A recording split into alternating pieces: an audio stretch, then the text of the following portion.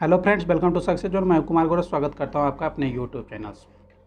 आज हम लोग फिर से फ्रेंड्स बिहार एसआई का प्रैक्टिस सेट दो लेकर के आए।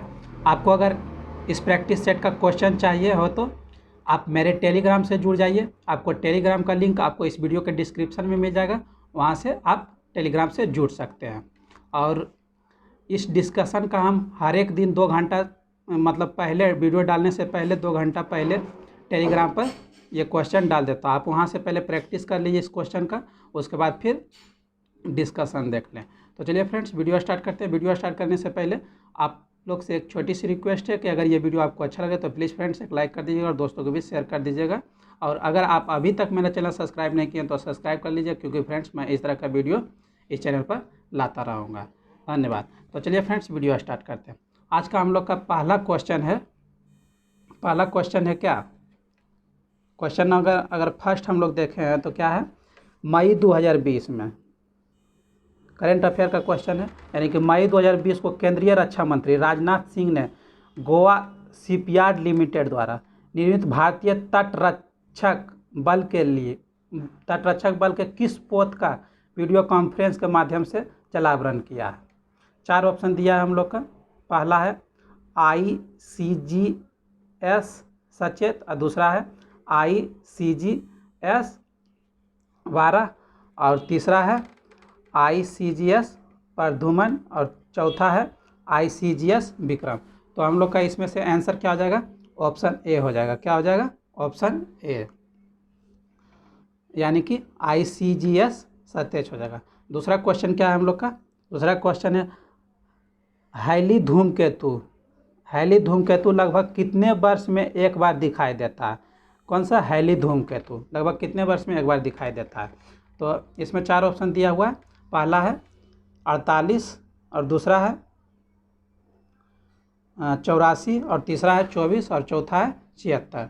तो इसमें से हम लोग का आंसर क्या हो जाएगा, ऑप्शन नंबर डी हो जाएगा। क्या हो जाएगा, ऑप्शन नंबर डी, यानी कि 76।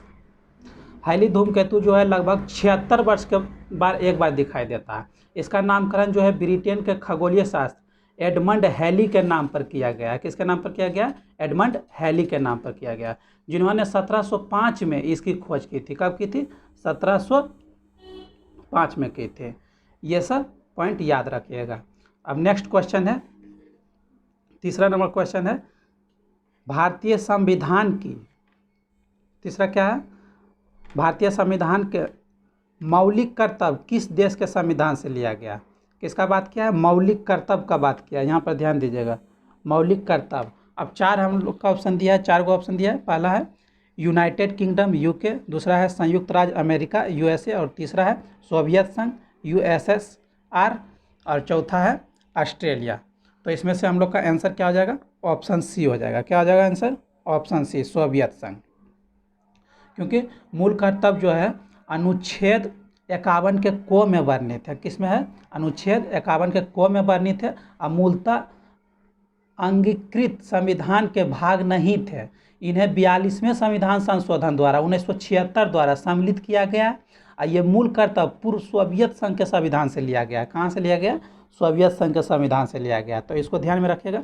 अब नेक्स्ट क्वेश्चन है हम लोग का भारतीय स्टेट बैंक के प्रबंध निदेशक यानी कि MD के रूप में 20 जनवरी 2020 को, कब, 20 जनवरी 2020 को 3 वर्ष की अवधि के लिए किसे नियुक्त किया गया। 4 ऑप्शन दिया गया हम लोग का इसमें। पहला है रजनीश कुमार, दूसरा है चल्ला श्रीनिवासुलु शेट्टी, और तीसरा है दिनेश कुमार खारा, और चौथा है PK गुप्ता। तो इसमें से हम लोग का ऑप्शन क्या हो जाएगा, आंसर क्या हो जाएगा, ऑप्शन बी हो जाएगा। क्या हो जाएगा, ऑप्शन बी, चल्ला श्रीनिवासुलु शेट्टी। समझे। अब हम लोग का नेक्स्ट क्वेश्चन है 5वां नंबर क्वेश्चन। 5वां नंबर क्वेश्चन क्या है, वो है सन 1857 के बरेली विद्रोह का नेता कौन है। 1857 के बरेली विद्रोह का नेता कौन था। समझे। 4 गो ऑप्शन दिया हुआ है। पहला है खान बहादुर, दूसरा है कुंवर सिंह, तीसरा है मौलवी अहमद शाह, और चौथा है विरजिस कादिर। तो इसमें से हम लोग का आंसर क्या हो जाएगा, हम लोग का आंसर हो जाएगा ऑप्शन ए, खान बहादुर। क्या हो जाएगा, ऑप्शन ए, खान बहादुर। क्योंकि बरेली में खान बहादुर खान ने विद्रोहियों का नेतृत्व किया और अपने को नवाब घोषित किया था। क्या कहता? अपने को नवाब घोषित किया था। संपूर्ण रुहेलखंड के यही नेता थे, संपूर्ण रुहेलखंड का ये नेता थे, समझे, खान बहादुर। अब नेक्स्ट क्वेश्चन है 6ठा नंबर, प्राचीन भारत में किस वंश का शासन का स्वर्ण युग कहा जाता है? मतलब स्वर्ण युग कहा जाता है किस वंश के शासनकाल को? 4 ऑप्शन दिया हुआ है। पहला है मौर्य, दूसरा है शुंग, तीसरा है गुप्त और चौथा है मगध। तो इसमें से हम लोग का आंसर क्या हो जाएगा? इसमें से हम लोग का आंसर हो जाएगा ऑप्शन सी। क्या हो जाएगा? ऑप्शन सी, यानी गुप्त। क्योंकि प्राचीन काल में जो है गुप्त वंश का शासन का 319 से 550 तक स्वर्ण युग के नाम से जाना जाता है। किस नाम से जाता है? स्वर्ण युग के नाम से जाना जाता है। अब 7वां क्वेश्चन है हम लोग का क्या? बिहार के किस अस्पताल को टीबी के जांच के लिए, किसके जांच के लिए? टीबी के जांच के लिए राष्ट्रीय स्तर पर मान्यता दिया गया? पहला ऑप्शन है IGMS पटना, दूसरा है एम्स पटना, तीसरा है PMCH पटना और चौथा है इनमें से कोई नहीं। तो हम लोग का इसमें से आंसर क्या हो जाएगा? ऑप्शन ए हो जाएगा। क्या हो जाएगा? Option A, IGMS Patna. क्योंकि स्वास्थ्य व परिवार कल्याण मंत्री की टीबी डिवीजन ने IGMS को NTEP सर्टिफिकेट दिया है। कौन सर्टिफिकेट दिया है? NTEP सर्टिफिकेट दिया है।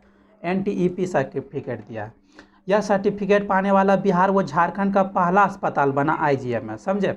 IGMS में CB नेट मशीन से टीबी की जांच की जाती है। कौन से मशीन से? CB नेट, यह ध्यान रखिएगा, CB नेट मशीन से टीबी का इलाज किया जाता है, मतलब जांच किया जाता है। नेक्स्ट क्वेश्चन है हम लोग का 8वां क्वेश्चन क्या है? 8वां है चंद्रगुप्त मौर्य डोट के प्रबल अनुयायी थे। मतलब किसके अनुयायी थे? पहला है सिख धर्म के, दूसरा है जैन धर्म के, तीसरा है बौद्ध धर्म के और चौथा है जून धर्म के। तो इसमें से हम लोग का आंसर क्या हो जाएगा? ऑप्शन बी हो जाएगा। आंसर क्या हो जाएगा? ऑप्शन बी, जैन धर्म के। क्योंकि चंद्रगुप्त मौर्य जो थे, मौर्य वंश का संस्थापक था, वह जैन धर्म के अनुयायी थे। किसके अनुयायी थे? जैन धर्म के। और जैन लेखकों के अनुसार चंद्रगुप्त मौर्य ने अपने जीवन के अंतिम चरण में अपने पुत्र के पक्ष में सिंहासन छोड़ दिया था, समझे, यह बात ध्यान रखिएगा। अब नंबर क्वेश्चन है नाबार्ड। क्या है? नाबार्ड एक शीर्ष वित्तीय संस्था है जो बनी है।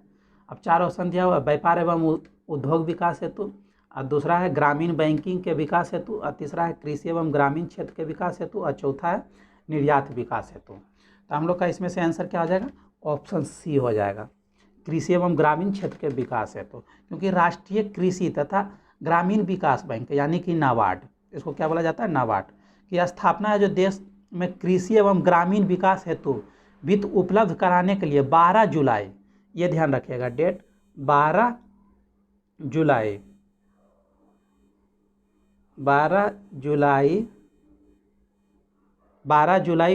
1952, कब? 12 जुलाई 1952 को शिवरामन समिति की सिफारिश पर की गई थी। किसके सिफारिश पर की गई थी?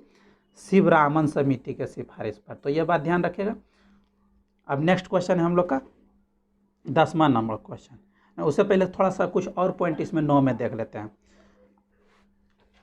इसमें पॉइंट है जैसे 1 अप्रैल 1995 से नाबार्ड के तहत एक नई ग्रामीण आधारित संरचनात्मक विकास निधि की स्थापना की गई थी। और नाबार्ड सहकारी बैंक क्षेत्रीय ग्रामीण बैंकों एवं कृषि एवं ग्रामीण विकास बैंकों को अल्पकालीन, मध्यकालिक एवं दीर्घकालिक ऋण उपलब्ध कराते हैं। इतना ध्यान रखिएगा। अब 10वां नंबर क्वेश्चन क्या है? निम्नलिखित में से किसकी नियुक्ति भारत के राष्ट्रपति करते हैं? मतलब भारत के राष्ट्रपति किसकी नियुक्ति करते हैं? और 4 ऑप्शन है, भारत के महान्यायवादी, और दूसरा है नियंत्रक एवं महालेखा परीक्षक, और तीसरा है राज्य के राज्यपाल, और चौथा है उपरोक्त सभी। तो इसमें से हम लोग का आंसर क्या हो जाएगा? उपरोक्त सही, डी। क्योंकि भारत के राष्ट्रपति जो होते हैं उनके द्वारा महान्यायवादी अनुच्छेद 76 के द्वारा, नियंत्रक और महालेखा परीक्षक अनुच्छेद 148 के द्वारा, तथा राज्यपाल 155 के द्वारा नियुक्त किए जाते हैं। ये बात ध्यान रखिएगा। 76 के द्वारा महान्यायवादी 148 के द्वारा नियंत्रक और महालेखा परीक्षक, और 155 के द्वारा आता है राज्यपाल की नियुक्ति। इतना बात ध्यान रखिएगा। अब नेक्स्ट क्वेश्चन क्या है? नेक्स्ट क्वेश्चन है 11वां नंबर, बिहार में किस वर्ष प्रथम चीनी मिल लगाई गई थी? क्या है क्वेश्चन? बिहार में किस वर्ष प्रथम चीनी मिल लगाई गई थी? 4 ऑप्शन दिया हुआ है, 1904 में, 1906 में, 1905 में, 1902 में। तो हम लोग का आंसर इसमें से क्या हो जाएगा? ऑप्शन ए हो जाएगा। क्या हो जाएगा? ऑप्शन ए, यानी कि 1904 में। इसको ध्यान रखिएगा।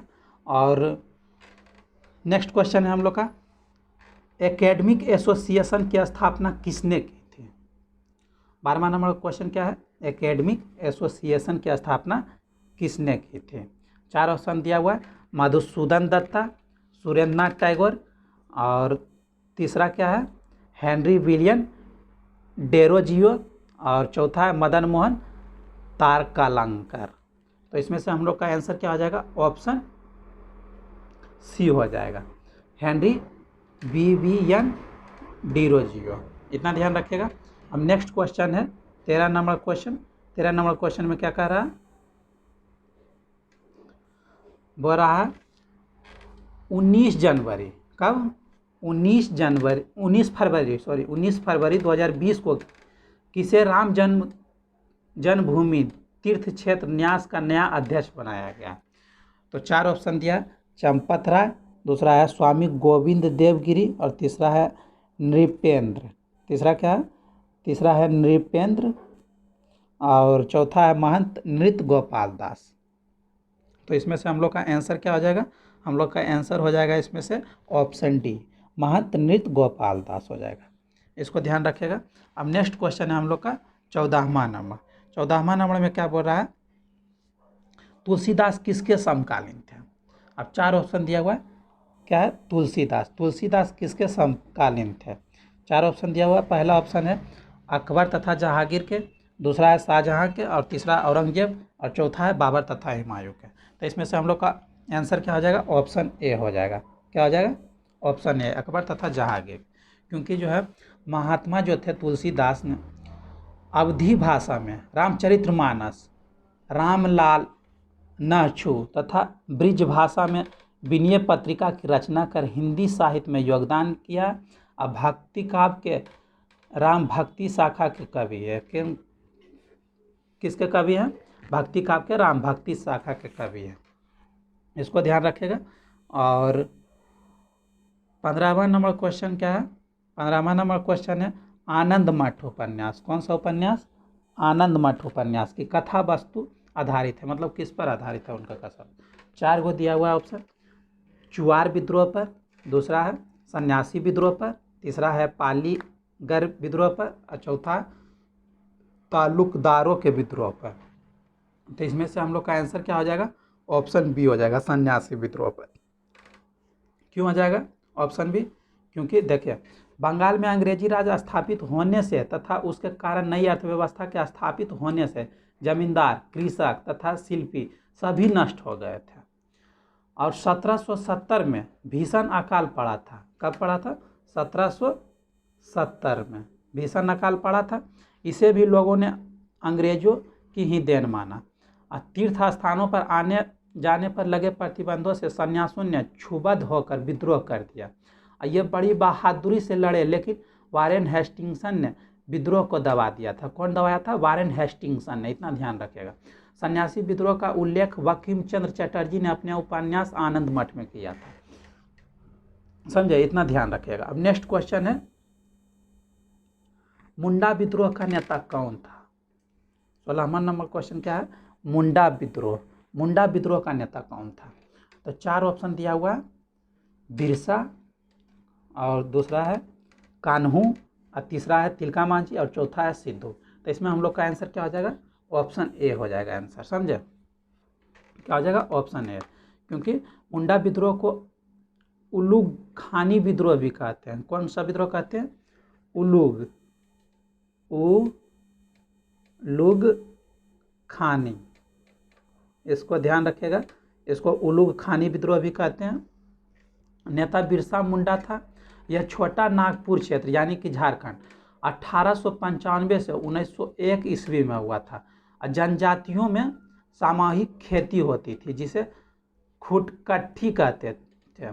महाजनों, जमींदारों, ठेकेदारों ने सामूहिक खेती पर हमला बोला, इस कारण उन्होंने विद्रोह कर दिया। इनका यह विद्रोह सरदारी लड़ाई के नाम से प्रसिद्ध है। कौन लड़ाई के नाम से प्रसिद्ध है? सरदारी लड़ाई के नाम से प्रसिद्ध था। 1895 के बाद, कब? 1895 के बाद बिरसा मुंडा ने विद्रोह का नेतृत्व किया। इसने अपने को भगवान का दूत घोषित किया और अपने में दैत्य शक्तियों के समावेश का प्रचार किया। अपने समर्थकों को सिंगवों की पूजा करने की सलाह दी। किसकी पूजा? सिंगवों का वो सलाह दी। इस विद्रोह में महिलाओं ने भी हिस्सा लिया था। कौन हिस्सा लिया था? महिलाओं ने भी। और देखिए इसमें और पॉइंट है 1900 ईस्वी में। कब? 1900 ईस्वी में शिव भूमि में गिरफ्तार कर लिया गया। यहीं पर 1900 ईस्वी में हैजा से इसकी मृत्यु हो गई थी। किसका? मुंडा का। ये जनजाति और आदिवासियों को दिक्कू कहती थी। समझे? इतना याद रखिएगा। अब नेक्स्ट है 18वां नंबर क्वेश्चन। 18वां में क्या है? 18वां नहीं, 17वां नंबर क्वेश्चन। 17वां में प्रसिद्ध विद्यासागर सेतु किस शहर में स्थित है? क्या है? प्रसिद्ध विद्यासागर सेतु किस शहर में स्थित है? 4 ऑप्शन है, पटना में, कलकत्ता में, लखनऊ में और चेन्नई में। तो हम लोग का आंसर क्या हो जाएगा? ऑप्शन बी हो जाएगा। क्या हो जाएगा? ऑप्शन बी, कलकत्ता में। अब देखिए क्वेश्चन नंबर 18वां। क्वेश्चन नंबर 18वां में क्या कहता है? कुंडलपुर जन्म स्थान है, मतलब किसका जन्म स्थान कुंडलपुर है? 4 को दिया हुआ है ऑप्शन। सम्राट अशोक का, गौतम बुद्ध का, महावीर स्वामी का और चैतन्य महाप्रभु का। तो इसमें हम लोग का आंसर क्या हो जाएगा? ऑप्शन सी हो जाएगा, महावीर स्वामी का। किसका हो जाएगा? महावीर स्वामी का। क्योंकि महावीर स्वामी का जन्म जो हुआ था 599 ईस्वी पूर्व में हुआ था। कब हुआ था? 599 ईस्वी पूर्व में हुआ था। वैशाली के निकट कुंडलग्राम में हुआ था। गौतम बुद्ध का जो जन्म हुआ था 563 ईस्वी पूर्व में कपिल वस्तु में हुआ था। कहाँ हुआ था? कपिल वस्तु में। ये याद रखिएगा। 599 ईस्वी पूर्व में महावीर स्वामी का जन्म हुआ था। कहाँ हुआ था? कुंडलग्राम में। और 563 ईस्वी पूर्व में कपिल वस्तु के लुम्बिनी ग्राम में हुआ था गौतम बुद्ध का जन्म। इतना ध्यान रखिएगा। अब नेक्स्ट क्वेश्चन है हम लोग का हरित क्रांति संबंधित है। अब 4 ऑप्शन दिया गया हम लोग का।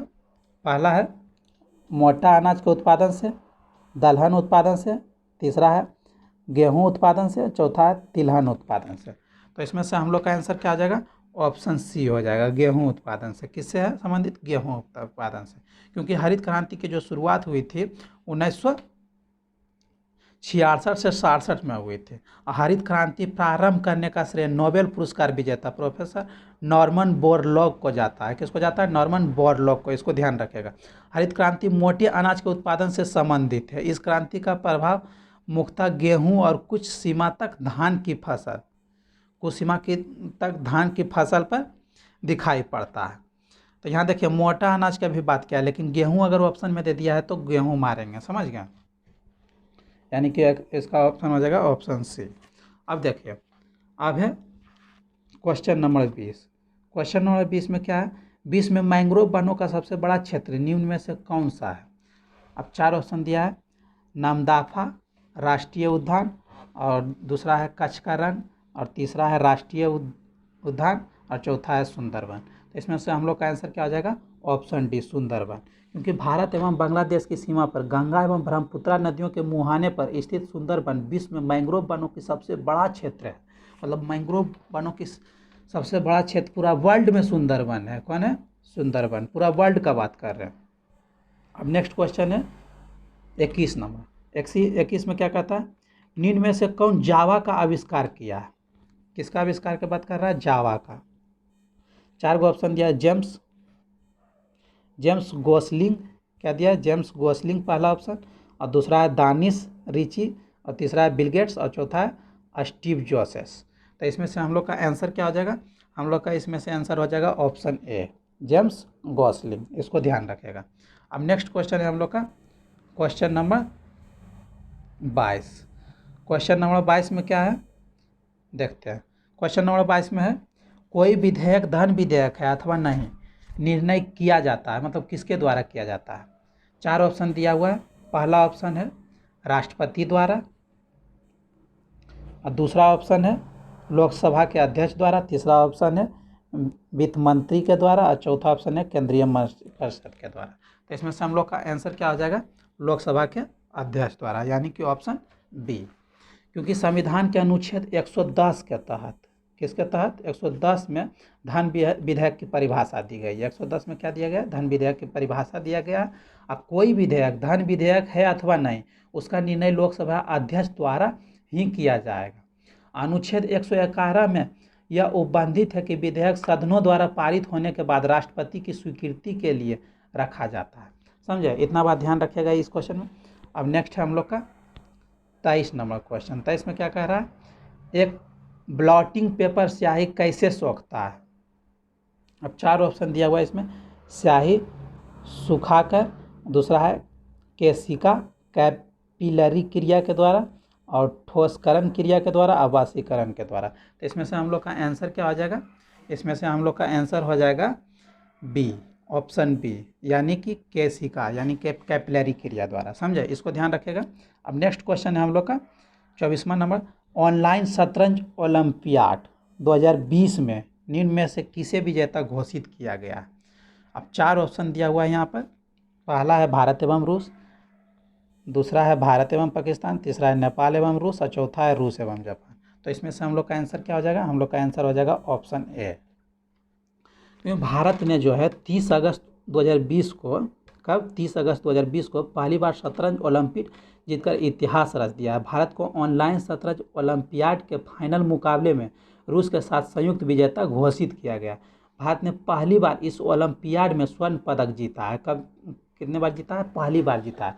जबकि रूस ने इसे 24 बार जीत चुका है। रूस कितने बार जीत चुका है, 24 बार जीत चुका है। 18 बार सोवियत संघ जीता है, और अंतर्राष्ट्रीय शतरंज महासंघ यानी कि फीडे ने कोरोना महामारी को देखते हुए पहली बार ऑनलाइन चेस ओलंपियाड करवाया था। इसको ध्यान रखिएगा, इतना पॉइंट। अब नेक्स्ट क्वेश्चन है हम लोग का क्वेश्चन नंबर 25। क्वेश्चन नंबर 25 क्या कहता है, श्रीहरिकोटा द्वीप अवस्थित है निकट, मतलब किसके निकट अवस्थित है। 4 ऑप्शन दिया हुआ है हम लोग का। पहला ऑप्शन है चिल्का झील के पास, दूसरा है गोदावरी मुहाना के पास, और तीसरा है महानदी मुहाना के पास, और चौथा है पुलिकट झील के। तो इसमें से हम लोग का आंसर क्या आ जाएगा, ऑप्शन डी हो जाएगा। क्या हो जाएगा, ऑप्शन डी, पुलिकट झील के पास। क्योंकि पुलिकट झील जो है यह आंध्र प्रदेश और तमिलनाडु की सीमा पर स्थित है। कहाँ है, आंध्र प्रदेश और तमिलनाडु की सीमा पर स्थित है। इसी के मुहाना पर श्रीहरिकोटा स्थित है। यह एक लैगून झील है, यानी कि खारे पानी का झील है। कौन झील है, लैगून झील, मतलब क्या होता है, खारे पानी का झील होता है, जो खारे पानी की सबसे बड़ी दलदली भूमि है। क्या है, खारे पानी की सबसे बड़ी दलदली भूमि है। चिल्का झील यह उड़ीसा में स्थित एशिया की सबसे बड़े खारे पानी की झील है, और महानदी के डेल्टा में स्थित है। इतना ध्यान रखिएगा। अब नेक्स्ट क्वेश्चन है क्वेश्चन नंबर 26। क्वेश्चन नंबर 26 में क्या कहता है, अकबर ने सर्वप्रथम वैवाहिक संबंध राजपूतों के जिस गृह से स्थापित किया था वह कौन है। अब 4 है बुंदेलों से, और चौथा है कछवाहों से, और दूसरा है कछवाहों से, तीसरा है राठौरों से, और चौथा है सिसोदियों से। तो इसमें हम लोग का आंसर क्या हो जाएगा, ऑप्शन बी, कछवाहों से। क्योंकि अकबर ने साम्राज्य विस्तार की नीति के तहत सर्वप्रथम 1562 में, कब, 1562 में, इसको ध्यान रखिएगा, अजमेर के कछवाहा राजा भरमल की पुत्री जोधाबाई से विवाह की थी। किससे की थी, जोधाबाई से, जोधाबाई से की थी। इसको ध्यान रखिएगा। और वो किसकी पुत्री थी, भारमल की पुत्री थी। किसकी पुत्री थी, भारमल की। इसको ध्यान रखिएगा। अब नेक्स्ट क्वेश्चन है हम लोग का क्या, क्वेश्चन नंबर है 27। क्वेश्चन नंबर 27 में क्या कह रहा है, मई 2020 को लैंडिंग क्राफ्ट यूटिलिटी MK4 श्रेणी का 7वां पोत INLCU L57 भारतीय नौसेना में शामिल हुआ। इसे किसके द्वारा निर्मित किया गया? 4 ऑप्शन दिया, गोवा शिपयार्ड लिमिटेड, दूसरा है कोचिन शिपयार्ड लिमिटेड, और तीसरा है लार्सन एंड टूर्बो शिपयार्ड लिमिटेड, और चौथा क्या है?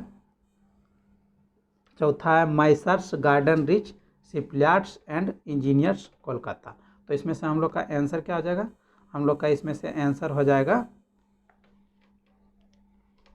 27 का आंसर हम लोग का हो जाएगा ऑप्शन डी। क्या हो जाएगा? Option D. इसको ध्यान रखना है।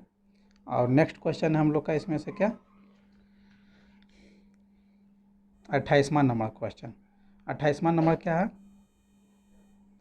ऋग्वेद की मूल लिपि थी, मतलब ऋग्वेद की मूल लिपि क्या थी? 4 ऑप्शन है देवनागरी, दूसरा है खरोष्टी, तीसरा है पाली और चौथा है ब्राह्मी।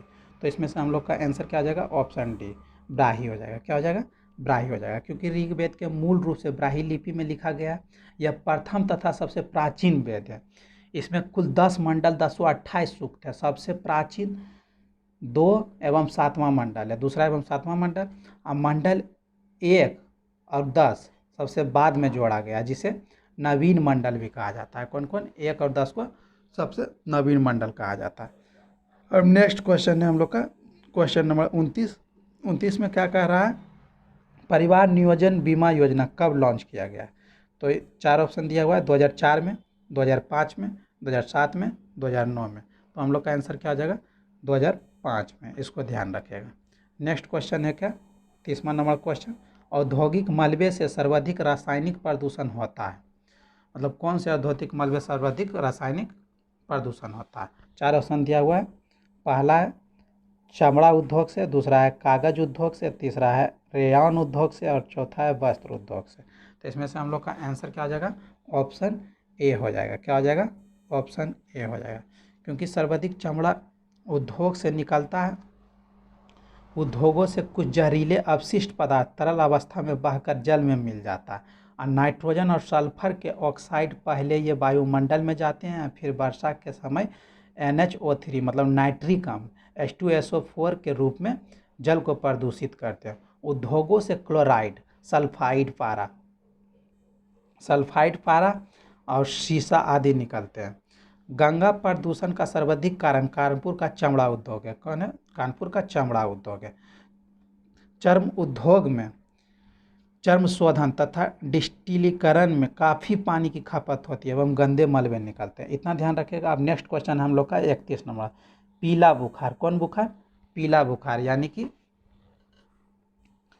पित्त ज्वार मुख्य रूप से इंसानों के बीच किससे फैलता है? अब 4 ऑप्शन दिया हुआ है। मदा मच्छर से, दूसरा है, पहला ऑप्शन क्या है? मदा मच्छर से, और दूसरा है नर मच्छर से, और तीसरा है पानी से, और चौथा है वायु से। तो इसमें से हम लोग का आंसर क्या हो जाएगा? ए हो जाएगा। एक बात ध्यान रखिएगा, जब भी जितना भी मच्छर होता है, नर मच्छर कभी हम लोग को काटता नहीं है। जो भी मच्छर काटता है वो मदा मच्छर होती है। कौन होती है? मदा मच्छर होती है। इसको ध्यान रखिएगा। तो कोई भी अगर बीमारी मच्छर से संबंधित हो रहा है तो समझ जाइए कि मदा मच्छर से हो रहा है। समझे? इसको ध्यान रखिएगा।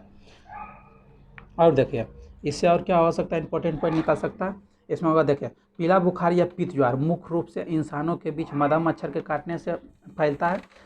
एडीज एजिप्टी नामक मच्छर, कौन नामक? एडीज एजिप्टी नामक मच्छर इस बीमारी के वाहक होते हैं। इसमें तेज बुखार आता है तथा यकृत को बहुत हानि होती है। इसे प्रायः रुधिर अल्पता यानी कि एनीमिया या अतः रुद्र स्राव हो जाता है। समझे? इसको ध्यान रखिएगा। अब नेक्स्ट नंबर क्वेश्चन है हम लोग का 32 नंबर। 32 नंबर क्वेश्चन क्या कहता है वो देखते हैं। 32 नंबर कह रहा द स्टोरी ऑफ योगा। क्या चीज़? The story of yoga from India to the contemporary world नामक पुस्तक के लेखक कौन है? अब 4 ऑप्शन दिया गया है। 4 ऑप्शन है, इसमें से हम लोग का पहला है अल्सादे ग्रे, और दूसरा है एलिस्टियर सियर, और तीसरा है ईयर रंकिन, और चौथा है अलेक्जेंडर माइकल स्मिथ। तो इसमें से हम लोग का आंसर क्या हो जाएगा? आंसर हो जाएगा ऑप्शन बी, एलिस्टियर सियर। इसको ध्यान रखिएगा। अब नेक्स्ट क्वेश्चन है, अफ्रीका की कौन सी नदी मकर रेखा को 2 बार काटती है, इसको ध्यान रखिएगा, मकर रेखा को 2 बार काटती है। तो मकर रेखा को 2 बार काटती है, 4 ऑप्शन दिया गया हम लोग को। पहला ऑप्शन है कांगो, दूसरा है लिम्पोपो, और तीसरा है नाइजीर, और चौथा है ज़ैम्बेजी। तो इसमें से हम लोग का आंसर क्या हो जाएगा, ऑप्शन बी हो जाएगा, लिम्पोपो। क्योंकि अफ्रीका की लिम्पोपो नदी मकर रेखा को 2 बार काटती है, अब कांगो नदी 0 डिग्री की रेखा 2 बार काटती है, समझे, इसको ध्यान रखेगा। और नाइजर नदी जो है अफ्रीका की सबसे बड़ी तथा 2 डेल्टा का निर्माण करती है, इसे रिवर ऑफ पाम ऑयल कहते हैं, इसको ध्यान रखेगा। अब नेक्स्ट क्वेश्चन है हम लोग का क्वेश्चन नंबर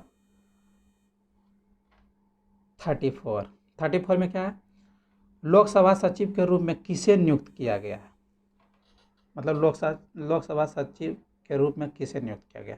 अब 4 ऑप्शन दिया गया है, ये देखिए करेंट अफेयर का क्वेश्चन हो सकता है, अभी थोड़ा बदला गया होगा तो उसको ध्यान में रखिएगा। 34 नंबर क्या है, ऑप्शन इसमें दिया था उस समय जो था, ऑप्शन सी था, क्या था, सी, अस्मिता सबरवाला। क्योंकि वर्तमान 2014-15 के आर्थिक आंकड़ों के अनुसार जो है मूंगफली उत्पादन में गुजरात का प्रथम स्थान है, मध्य प्रदेश का दूसरा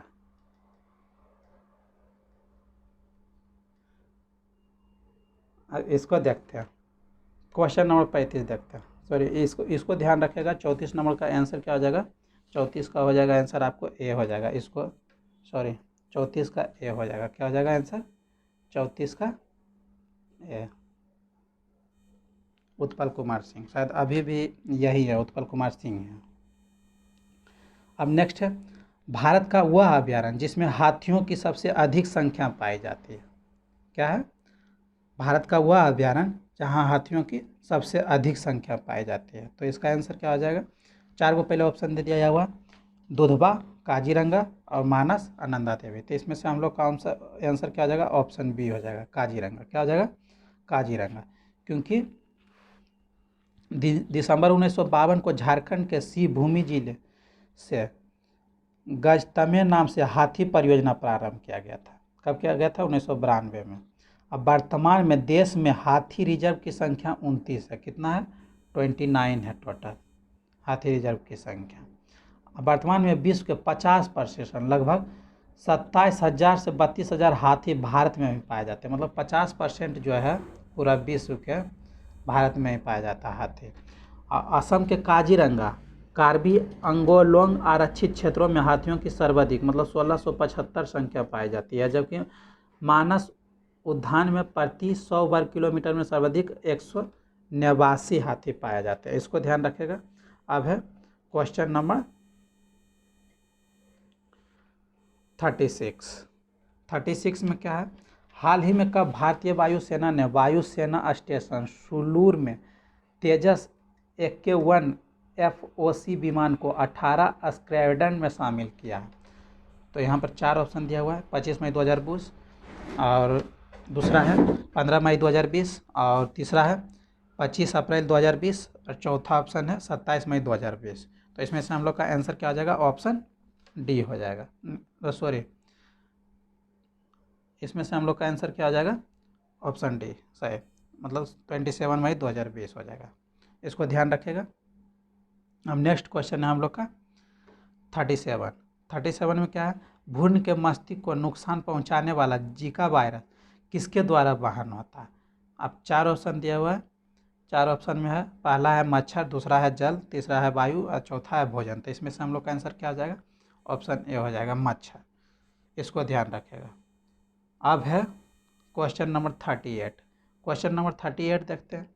क्वेश्चन नंबर 38 में क्या कह रहा है, 38 में कह रहा है सूची 1 को सूची 2 से सुमेलित कीजिए और नीचे दिए गए कोड को सही। तब सूची 1 में है चालुक है, बी में है पल्लव, सी में हर्ष, और डी में है सन्या। और सूची 2 में है 1 में मदुरई, 2 में है कन्नौज, 3 में है बादामी, और 4 में है कांचीपुरम। तो इसको मिलान कर लेंगे, इसमें से हम लोग का आंसर क्या हो जाएगा, ऑप्शन ए हो जाएगा, क्या हो जाएगा, ऑप्शन ए, इसको ध्यान रखिएगा, ऑप्शन ए हो जाएगा। क्योंकि पल्लव की राजधानी जो है कांचीपुरम है, हर्ष की कन्नौज, और संडोसर की मदुरई, तथा चालुक्य की राजधानी कहाँ है, बादामी है, इसको ध्यान रखिएगा। अब देखिए 39 नंबर क्वेश्चन। 39 नंबर कौन सी है? श्वेत क्रांति। श्वेत क्रांति किससे संबंधित है? अंडा उत्पादन से, दूध उत्पादन से, गेहूं उत्पादन से, मछली उत्पादन से। तो इसमें हम लोग का आंसर क्या हो जाएगा? ऑप्शन बी हो जाएगा, दूध उत्पादन से। श्वेत क्रांति जो है भारत में 1664 से 65 में शुरू हुआ था। सघन पशु विकास कार्यक्रम के अंतर्गत दूध के क्षेत्र में क्रांति उत्पादन करके उत्पादकता बढ़ाने के लिए की गई थी। समझे, इसको ध्यान रखिएगा। कब? 1964 से 65। अब नेक्स्ट क्वेश्चन है हम लोग का क्वेश्चन नंबर 40। आधुनिक लॉन टेनिस खेल की शुरुआत कहाँ से हुए थे? 4 ऑप्शन दिया हुआ है। मेलबर्न से, दूसरा है न्यूयॉर्क से, तीसरा है बर्मिंघम से और तीसरा है लंदन से। तो इसमें से हम लोग का ऑप्शन सी आंसर हो जाएगा। क्या हो जाएगा? Option C. क्योंकि आधुनिक लॉन टेनिस जो खेल की शुरुआत हुई थी 1859 से 1865 ईस्वी के मध्य बर्मिंघम इंग्लैंड से हुई थी। कहाँ हुए थे? बर्मिंघम इंग्लैंड से। इसको ध्यान रखेगा। अब क्वेश्चन नंबर 41। क्वेश्चन नंबर 41 में क्या है? कंप्यूटर के आईसी चिप्स के उत्पादन हेतु निम्नलिखित में किसकी आवश्यकता होती है? अब 4 ऑप्शन दिया हुआ है यहाँ पर। क्रोमियम की, सिलिकॉन की, प्लेटिनम की और सोने की। तो इसमें से हम लोग का आंसर क्या हो जाएगा? हम लोग का आंसर ऑप्शन बी हो जाएगा, सिलिकॉन की। किसका जरूरत होती है? सिलिकॉन की। अब नेक्स्ट क्वेश्चन है, निम्नलिखित राज्यों में से किस एक में द्वैत सदनात्मक व्यवस्थापिका है? तो 92 का 4 ऑप्शन हो जाए। 4 ऑप्शन है मध्य प्रदेश, राजस्थान, गुजरात और महाराष्ट्र। तो इसमें से हम लोग का आंसर क्या हो जाएगा? महाराष्ट्र हो जाएगा। क्या हो जाएगा? महाराष्ट्र हो जाएगा। इसको ध्यान रखिएगा। क्योंकि संविधान के अनुच्छेद 169 के तहत, किसके तहत? 169 के तहत संसद किसी भी राज्य में विधानमंडल के द्वितीय सदन विधान परिषद का सृजन अथवा उत्पादन कर सकती है। अब वर्तमान में केवल 7 राज्यों में कौन कौन राज्य है उसको ध्यान रखिएगा। महाराष्ट्र में, उत्तर प्रदेश, जम्मू कश्मीर, कर्नाटक और आंध्र प्रदेश, तेलंगाना तथा बिहार में विधान परिषद है। समझे, इसको याद रखिएगा। अब देखिए, और इसी में जो है महाराष्ट्र में 78 और जम्मू में 36 और कर्नाटक में 63 और बिहार में 96 और उत्तर प्रदेश में 100, आंध्र प्रदेश में 50 तथा तेलंगाना में 40 विधान परिषद सीट है। इसको ध्यान रखिएगा। समझे। अब नेक्स्ट क्वेश्चन है हम लोग का 43 नंबर। 43 में क्या बोल रहा है? किस अनुच्छेद के तहत भारत में वर्ष 1975 में आपातकाल घोषित किया गया था? मतलब किस अनुच्छेद के तहत?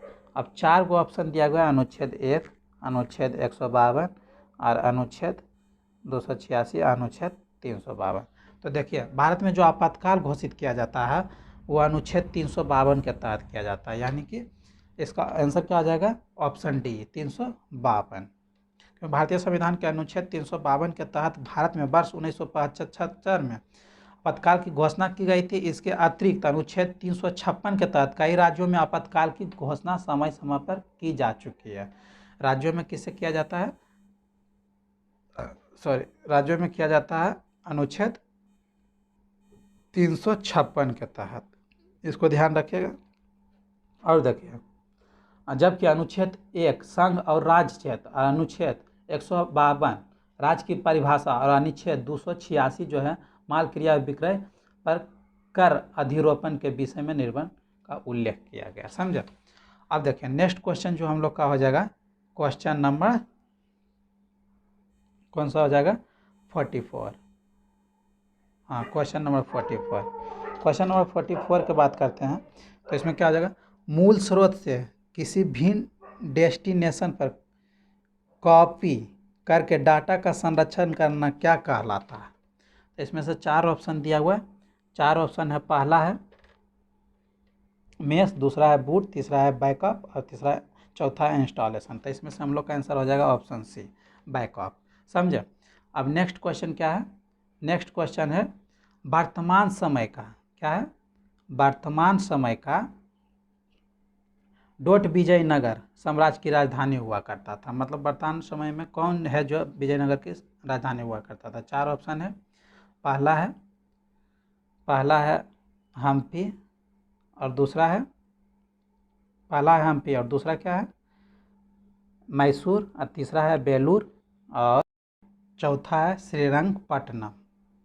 तो इसमें से हम लोग का आंसर क्या हो जाएगा, इसमें से हम लोग का आंसर हो जाएगा ऑप्शन ए। क्या हो जाएगा, ऑप्शन ए, हम्फ्री। इसको ध्यान रखिएगा। अब है नेक्स्ट क्वेश्चन 46। 46 में क्या कह रहा है, निम्नलिखित में से किसके अंतर्गत भारत में सर्वप्रथम सर्वोच्च न्यायालय की स्थापना की गई थी। 4 ऑप्शन दिया हुआ है। रेगुलेटिंग एक्ट अधिनियम 1773 के 73 ईस्वी में, और चार्टर अधिनियम 1833 ईस्वी, 1853 ईस्वी, और भारत सरकार अधिनियम 1935 ईस्वी, और भारतीय संविधान 1950 ईस्वी। तो इसमें से हम लोग का आंसर क्या हो जाएगा, ऑप्शन ए हो जाएगा। क्या हो जाएगा, ऑप्शन ए हो जाएगा। क्यों, क्योंकि जो है रेगुलेटिंग एक्ट जो है 1773 ईस्वी में क्राउन द्वारा एक मुख्य तथा 3 छोटे जजों वाले एक सर्वोच्च न्यायालय की स्थापना का प्रावधान किया था। समझे, इसको ध्यान रखिएगा। सर्वोच्च न्यायालय को सौम्य न्याय यानी कि लॉ ऑफ इक्वलिटी तथा देश विधि यानी कि कॉमन लॉ के न्यायालय, नौसेना विधि के न्यायालय तथा धार्मिक न्यायालय के रूप में काम करना था। न्यायालय जो है 1774 में गठित किया गया था। कब गठित किया गया था, 1774 में। इसको याद रखिएगा, 1774 में गठित किया गया था। और सर एलिंजा इम्फे मुख्य न्यायाधीश तथा चेम्बर्स, लिमेस्टर और हाइड छोटे न्यायाधीश नियुक्त हुए थे। इसको ध्यान रखिएगा। अब नेक्स्ट क्वेश्चन है 47 नंबर। 47 में क्या है, 6ठी शताब्दी ईस्वी पूर्व के 16 महाजनपदों के विषय में निम्नलिखित में से किस बौद्ध ग्रंथ में सूचना मिलती है। 4 ऑप्शन दिया हुआ है। दीर्घ निकाय, तीसरा है त्रिपिटक, चौथा है दीपवंश, और तीसरा है दीपवंश, और चौथा है अंगुत्तर निकाय। तो इसमें से हम लोग का आंसर क्या, ऑप्शन डी हो जाएगा। क्या हो जाएगा, ऑप्शन डी। क्योंकि 6ठी शताब्दी ईस्वी पूर्व में जो है 16 महाजनपदों के विषय में सूचना बौद्ध ग्रंथ, अंगुत्तर निकाय तथा जैन ग्रंथ भागवती सूत्र से मिलती है। और दीर्घ निकाय में बौद्ध के आखिरी क्षणों का वर्णन है। निकाय में क्या है, बौद्ध के आखिरी क्षणों का वर्णन है। और दीपवंश से हमें सिंहल राज की जानकारी मिलती है। अब बौद्ध साहित्य की संख्या 3 है, जिसे त्रिपिटक कहा जाता है। इसको ध्यान रखिएगा। अब क्वेश्चन नंबर 48। क्वेश्चन नंबर 48 में मानव शरीर में हीमोग्लोबिन का कार्य क्या है। मतलब मानव शरीर में हीमोग्लोबिन का क्या कार्य है। 4 ऑप्शन दिया हुआ, ऑक्सीजन का परिवहन करना, और दूसरा है जीवाणुओं को नष्ट करना, तीसरा है रक्त अल्पता को रोकना, और चौथा है लव को उपयोगी बनाना। तो इसमें से हम लोग का आंसर क्या हो जाएगा, ऑप्शन ए हो जाएगा, ऑक्सीजन का परिवहन करना। क्योंकि लाल रुधिराणुओं में जो होता है ग्लोबिन नामक प्रोटीन पाया जाता है। कौन सा प्रोटीन पाया जाता है, हीमोग्लोबिन नामक प्रोटीन पाया जाता है। हीमोग्लोबिन जो होता है ऑक्सीजन का परिवहन करता है। रक्त में लाल रंग ऑक्सी हीमोग्लोबिन युक्त रुधिर कणिकाओं के कारण ही होता है। इसको ध्यान रखिएगा। अब क्वेश्चन नंबर 49 में क्या है, क्वेश्चन नंबर 49 में पर्यावरण में ग्रीन हाउस प्रभाव में वृद्धि होती है। मतलब किसके कारण वृद्धि होती है। 4 ऑप्शन दिया हुआ, कार्बन मोनोऑक्साइड के कारण, दूसरा है कार्बन डाइऑक्साइड के कारण, तीसरा है ऑक्सीजन के कारण, चौथा है उपरोक्त में से कोई नहीं। तो इसमें से हम लोग का आंसर क्या हो जाएगा, ऑप्शन बी हो जाएगा। क्या हो जाएगा, ऑप्शन बी हो जाएगा, कार्बन डाइऑक्साइड के कारण। अब नेक्स्ट क्वेश्चन है 50वां नंबर क्वेश्चन। 50वां नंबर क्वेश्चन क्या बोल रहा है, आपदा प्रबंध में योगदान के लिए व्यक्तिगत श्रेणी में सुभाष चंद्र बोस आपदा प्रबंधन पुरस्कार 2020 से किसे सम्मानित किया गया है। अब 4 ऑप्शन दिया गया है।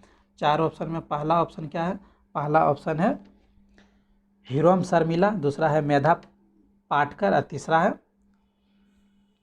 क्या है अरिरुंधी राय, और चौथा है कुमार मुन्नर सिंह। तो इसमें से हम लोग का आंसर क्या हो जाएगा, डी ऑप्शन हो जाएगा, ऑप्शन डी हो जाएगा, कुमार मुन्नर सिंह। इसको ध्यान रखिएगा। अब नेक्स्ट क्वेश्चन है 51वां नंबर। निम्नलिखित में से कौन भारत के राष्ट्रपति के चुनाव के लिए निर्वाचन मंडल का हिस्सा है लेकिन राष्ट्रपति के महाभियोग में हिस्सा नहीं है। 4 ऑप्शन दिया है, लोकसभा, दूसरा है राज्यसभा, तीसरा है राज्य विधान परिषद, और चौथा है राज्य विधानसभा। तो इसमें आंसर हम लोग का क्या हो जाएगा, ऑप्शन डी हो जाएगा। क्या हो जाएगा, ऑप्शन डी हो जाएगा। इसको ध्यान रखिएगा। क्योंकि राज्य विधानसभा जो है राष्ट्रपति के महाभियोग में हिस्सा नहीं लेता है। राष्ट्रपति के महाभियोग में मात्र संसद हिस्सा लेती है। भारतीय संविधान के अनुच्छेद 61(1) के तहत, किसके तहत, 61(1) के अनुसार राष्ट्रपति पर महाभियोग का आरोप संसद के दोनों सदनों में से कोई भी सदन लगाएगा, जबकि अनुच्छेद 54 को के तहत, किसके, 54 को के तहत संसद के दोनों सदनों के निर्वाचक सदस्य और अनुच्छेद 54 खो के तहत राज्य विधानसभाओं के निर्वाचित सदस्य राष्ट्रपति के निर्वाचन मंडल में शामिल होते हैं। अब है क्वेश्चन नंबर 52। क्वेश्चन नंबर 52 में क्या कह रहा है, 18 फरवरी 2020 को कौन 18 फरवरी 2020 को कौन दूसरे कार्यकाल हेतु अफगानिस्तान के राष्ट्रपति निर्वाचित हुए हैं। अब 4 ऑप्शन दिया हुआ है हम लोग का। पहला ऑप्शन क्या है, पहला ऑप्शन है अब्दुल राशिद दोस्तम, दूसरा है अब्दुल्ला और तीसरा है हामिद करजई और चौथा है अशरफ गनी। तो इसमें से हम लोग का आंसर ऑप्शन डी हो जाएगा। क्या हो जाएगा, ऑप्शन डी, इसको ध्यान रखिएगा। अब नेक्स्ट क्वेश्चन है, अंतर्राष्ट्रीय क्रिकेट परिषद यानी कि ICC ने ODI cricket of the year 2019 का पुरस्कार किसे दिया। 4 ऑप्शन दिया हुआ है, विराट कोहली, दूसरा है बाबर आजम और तीसरा है केन विलियमसन और चौथा है रोहित शर्मा। तो इसमें से हम लोग का आंसर क्या हो जाएगा, ऑप्शन डी हो जाएगा, रोहित शर्मा को। किसको दिया है, रोहित शर्मा को। नेक्स्ट क्वेश्चन है हम लोग का, ऑस्ट्रेलिया ने भारत के साथ व्यापारिक रिश्ते को मजबूत करने हेतु पूर्व क्रिकेटर मैथ हेडसन और भारतीय मूल की किस राजनीतिक को अपना व्यापार दूत नियुक्त किया है। अब 4 ऑप्शन दिया हुआ है। पहला ऑप्शन है लीसा सिंह, दूसरा है निक्की हेली और तीसरा है सीमा वर्मा और चौथा है अपर्णा माथुर। तो हम लोग का आंसर इसमें ऑप्शन ए हो जाएगा। क्या हो जाएगा, ऑप्शन ए, क्योंकि ऑस्ट्रेलिया ने भारत के साथ व्यापारिक रिश्ते को मजबूत बनाने के लिए पूर्व क्रिकेटर मैथ्यू हेडसन और भारतीय मूल की राजनीतिक लीसा सिंह अपना व्यवहार दूत नियुक्त किया है। समझे। अब नेक्स्ट क्वेश्चन है, नेक्स्ट क्वेश्चन क्या है, क्वेश्चन नंबर 55 में है, मुगल शासन में मीर बख्शी का कर्तव्य क्या था। तो 4 ऑप्शन दिया है, किसानों का टैक्स वसूलना और दूसरा है आय व्यय को लेखा रखना, न्याय देना और दूसरा चौथा है भू राजस्व अधिकारियों का पर्यवेक्षण। तो इसमें से हम लोग का आंसर हो जाएगा ऑप्शन डी, भू राजस्व अधिकारियों का पर्यवेक्षण, क्योंकि मुगल शासन में जो है मीर बख्शी का कर्तव्य भू राजस्व अधिकारियों का सर्वेक्षण करना था। दीवाने आरी जो थे सैन्य विभाग के समस्त अधिकारी होते थे, इसको ध्यान रखिएगा। अब नेक्स्ट है क्वेश्चन नंबर 56। क्वेश्चन नंबर 56 में क्या है, कैवल्य कौन से धर्म से संबंधित है। 4 ऑप्शन है, बौद्ध से, जैन से, हिंदू से, सिख से। तो इसमें से हम लोग का आंसर ऑप्शन बी हो जाएगा, जैन से। किससे, जैन से, क्योंकि जैन धर्म में पूर्व ज्ञान के लिए कैवल्य शब्द का प्रयोग किया गया। किसके लिए किया गया, पूर्व ज्ञान के लिए कैवल्य शब्द का प्रयोग किया गया है। महावीर स्वामी को 12 वर्षों कठोर तपस्या तथा साधना के पश्चात द्रिभक ग्राम के समीप त्रिजुपालिका नदी के तट पर 1 साल वृक्ष के नीचे कैवल्य यानी कि पूर्ण ज्ञान प्राप्त हुआ था। फलता हुए केवलिन कहलाए थे। क्या कहलाए थे, केवलिन, वो केवलिन कहलाए थे। इसको ध्यान रखिएगा। अब नेक्स्ट क्वेश्चन है 57 नंबर में क्या है, सत्यमेव जयते शब्द किस उपनिषद से लिया गया है। 4 ऑप्शन दिया गया है, मांडुक्योपनिषद, दूसरा है कठोपनिषद और तीसरा है छंदोग्योपनिषद और चौथा इनमें से कोई नहीं। तो इसमें से हम लोग का आंसर क्या हो जाएगा, ऑप्शन ए हो जाएगा, मांडुक्योपनिषद। क्या हो जाएगा, मांडुक्योपनिषद, क्योंकि जो सत्यमेव जयते शब्द है मांडुक्योपनिषद से लिया गया। इस आदर्श शब्द का उल्लेख भारत के राष्ट्रीय चिन्ह अशोक की लाट यानी कि सारनाथ से गृहीत के साथ किया गया। मांडुक्योपनिषद सबसे छोटा उपनिषद है। क्या है, सबसे छोटा उपनिषद है, इसको ध्यान में रखिएगा। कठोपनिषद में यमन, नचिकेता आख्यान तथा छांदोग्य उपनिषद में 3 आश्रमों यानी कि ब्रह्मचर्य, गृहस्थ, वानप्रस्थ का उल्लेख सर्वप्रथम मिलता है। छांदोग्य उपनिषद से ही अद्वैतवाद का सिद्धांत, बुद्ध के 4 आर्य सत्य तथा महावीर के जियो और जीने 2 का सिद्धांत लिया गया। अब नेक्स्ट क्वेश्चन है 58 नंबर। 58 नंबर क्वेश्चन क्या है, सितारों में अक्षय ऊर्जा के स्रोत का कारण है। मतलब सितारों में अक्षय ऊर्जा के स्रोत के कौन सा कारण है, हाइड्रोजन का हीलियम में परिवर्तन होना, दूसरा हीलियम का हाइड्रोजन में परिवर्तन होना, तीसरा रेडियोधर्मी पदार्थों का क्षय होना, चौथा ऑक्सीजन की अधिकता से चलने में सहायक तथा ऊर्जा उत्पन्न करती है। तो इसमें से हम लोग का ऑप्शन यह हो जाएगा, हाइड्रोजन के हीलियम में परिवर्तन होना, क्योंकि तारों के ऊर्जा के स्रोत हाइड्रोजन के नाभिकीय संलयन होकर हीलियम का निर्माण करते हैं। समझे, इसको ध्यान रखिएगा। अब क्वेश्चन नंबर 59 है। क्वेश्चन नंबर 59 में क्या कह रहा है, क्वेश्चन नंबर 59 में कह रहा है कि बिहार में शीतकालीन वर्षा किस कारण होती है? 4 ऑप्शन दिया हुआ है। पहला ऑप्शन है मानसूनी हवा से, दूसरा है लौटते मानसून से, तीसरा है भूमध्य सागरीय की ओर से आने वाली चक्रवात से, और चौथा बंगाल की खाड़ी से आने वाली चक्रवातों से। तो इसमें से हम लोग का आंसर हो जाएगा ऑप्शन सी, भूमध्य सागर की ओर से आने वाली चक्रवातों से। तो इसको ध्यान रखिएगा। अब क्वेश्चन नंबर 60। अब क्वेश्चन नंबर 60 क्या है? क्वेश्चन नंबर 60 है निम्नलिखित में से कौन जनता द्वारा प्रत्यक्ष रूप से निर्वाचित किया जाता है? अब 4 ऑप्शन दिया हुआ है। पहला ऑप्शन है जिला पंचायत अध्यक्ष, दूसरा है क्षेत्र प्रमुख, तीसरा है ग्राम प्रधान, चौथा है सरपंच। तो इसमें से हम लोग का आंसर जो होगा ऑप्शन सी होगा, ग्राम प्रधान का। क्या होगा? ग्राम प्रधान।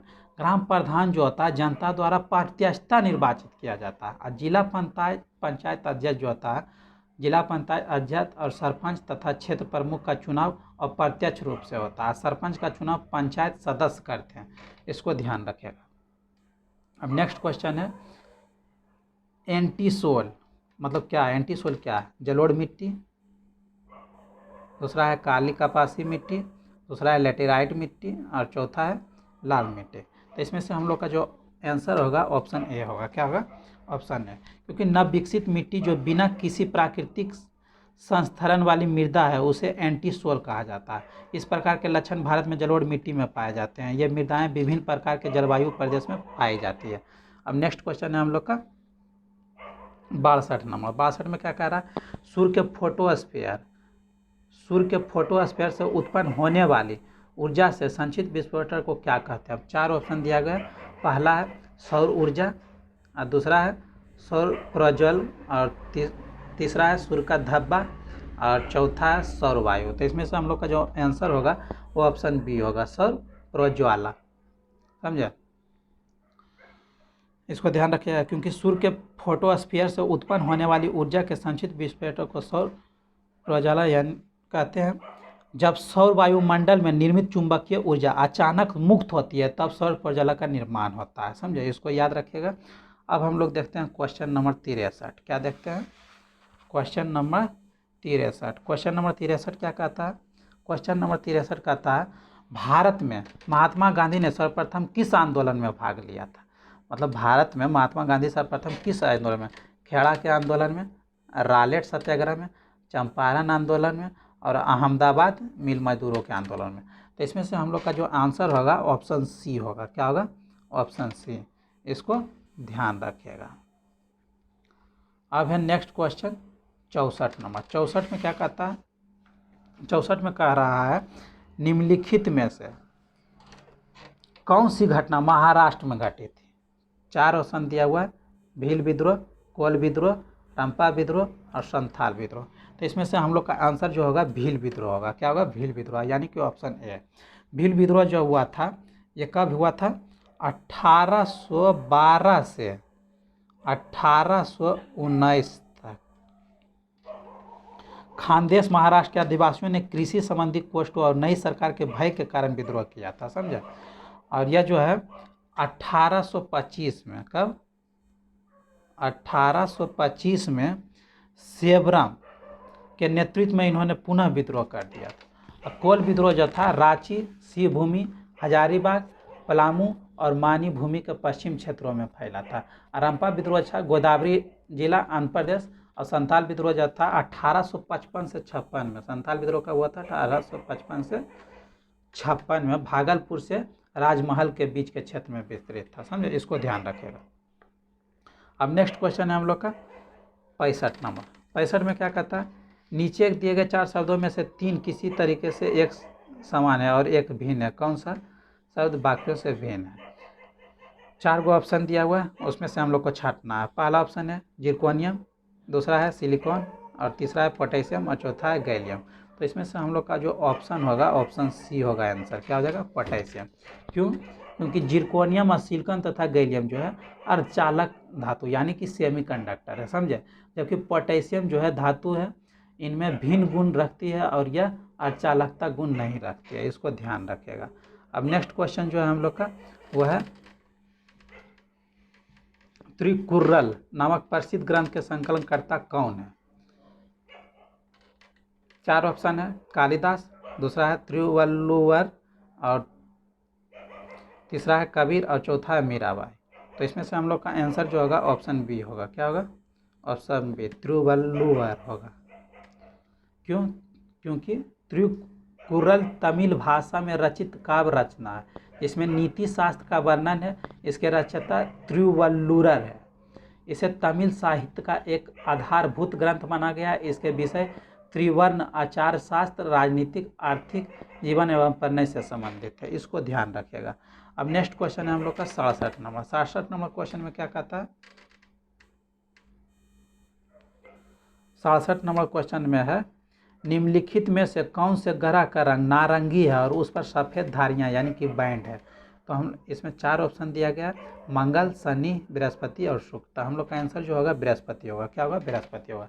क्योंकि बृहस्पति ग्रह जो है इसका रंग नारंगी है और उस पर सफ़ेद धारियाँ हैं। बृहस्पति सूर्य से दूरी के क्रम में 5वां और सौरमंडल का सबसे बड़ा ग्रह है। इसके वायुमंडल में मुख्यतः हाइड्रोजन एवं हीलियम गैस है और इसके यूरोपा, कैलिस्टो, गैनीमीड समेत 67 उपग्रह है। कितना उपग्रह है इसके पास? 67 उपग्रह है। इसको ध्यान रखिएगा। अब नेक्स्ट क्वेश्चन है 68वां नंबर, उत्तरी तथा उत्तरी पश्चिमी भारत में सर्वाधिक संख्या में तांबे के सिक्कों को जारी किया गया था। मतलब किसके द्वारा जारी किया गया था? इंडो ग्रीकों ने, कुषाणों ने, शकों ने और प्रतिहारों ने। तो इसमें से हम लोग का जो आंसर होगा ऑप्शन बी होगा। क्या होगा? ऑप्शन बी, कुषाणों के द्वारा। क्योंकि उत्तर पश्चिम भारत में स्वर्ण सिक्कों का प्रचलन यवन राजाओं ने करवाया, तथापि इन्हें नियमित एवं पूर्ण रूपेण प्रचलित करने का श्रेय कुषाणों का जाता है। किसको जाता है? कुषाणों को जाता है। कुषाण सत्ता में रोम तथा अन्य पाश्चात्य देशों के साथ भारत के व्यापारिक संपर्क बढ़ जाने के कारण निश्चित माप के सिक्कों की आवश्यकता प्रतीक हुई। कुषाण राजाओं ने विभिन्न आकार प्रकार के स्वर्ण सिक्कों का प्रचलन करवाया। असमान घरेलू व्यापार के लिए उन्होंने सर्वाधिक तांबे के सिक्के चलाए, जो तत्कालीन आर्थिक उन्नति का प्रतीक माना जाता है। इसलिए मार्क्सवादी इतिहासकार कुषाण युग के रूप में देखते हैं। अब नेक्स्ट क्वेश्चन है आज 69 नंबर। 69 नंबर में क्या है? निम्नलिखित में से कौन सी भाभा अनुसंधान केंद्र द्वारा विकसित सुपर कंप्यूटर परियोजना? अब 4 ऑप्शन दिया गया है इसमें।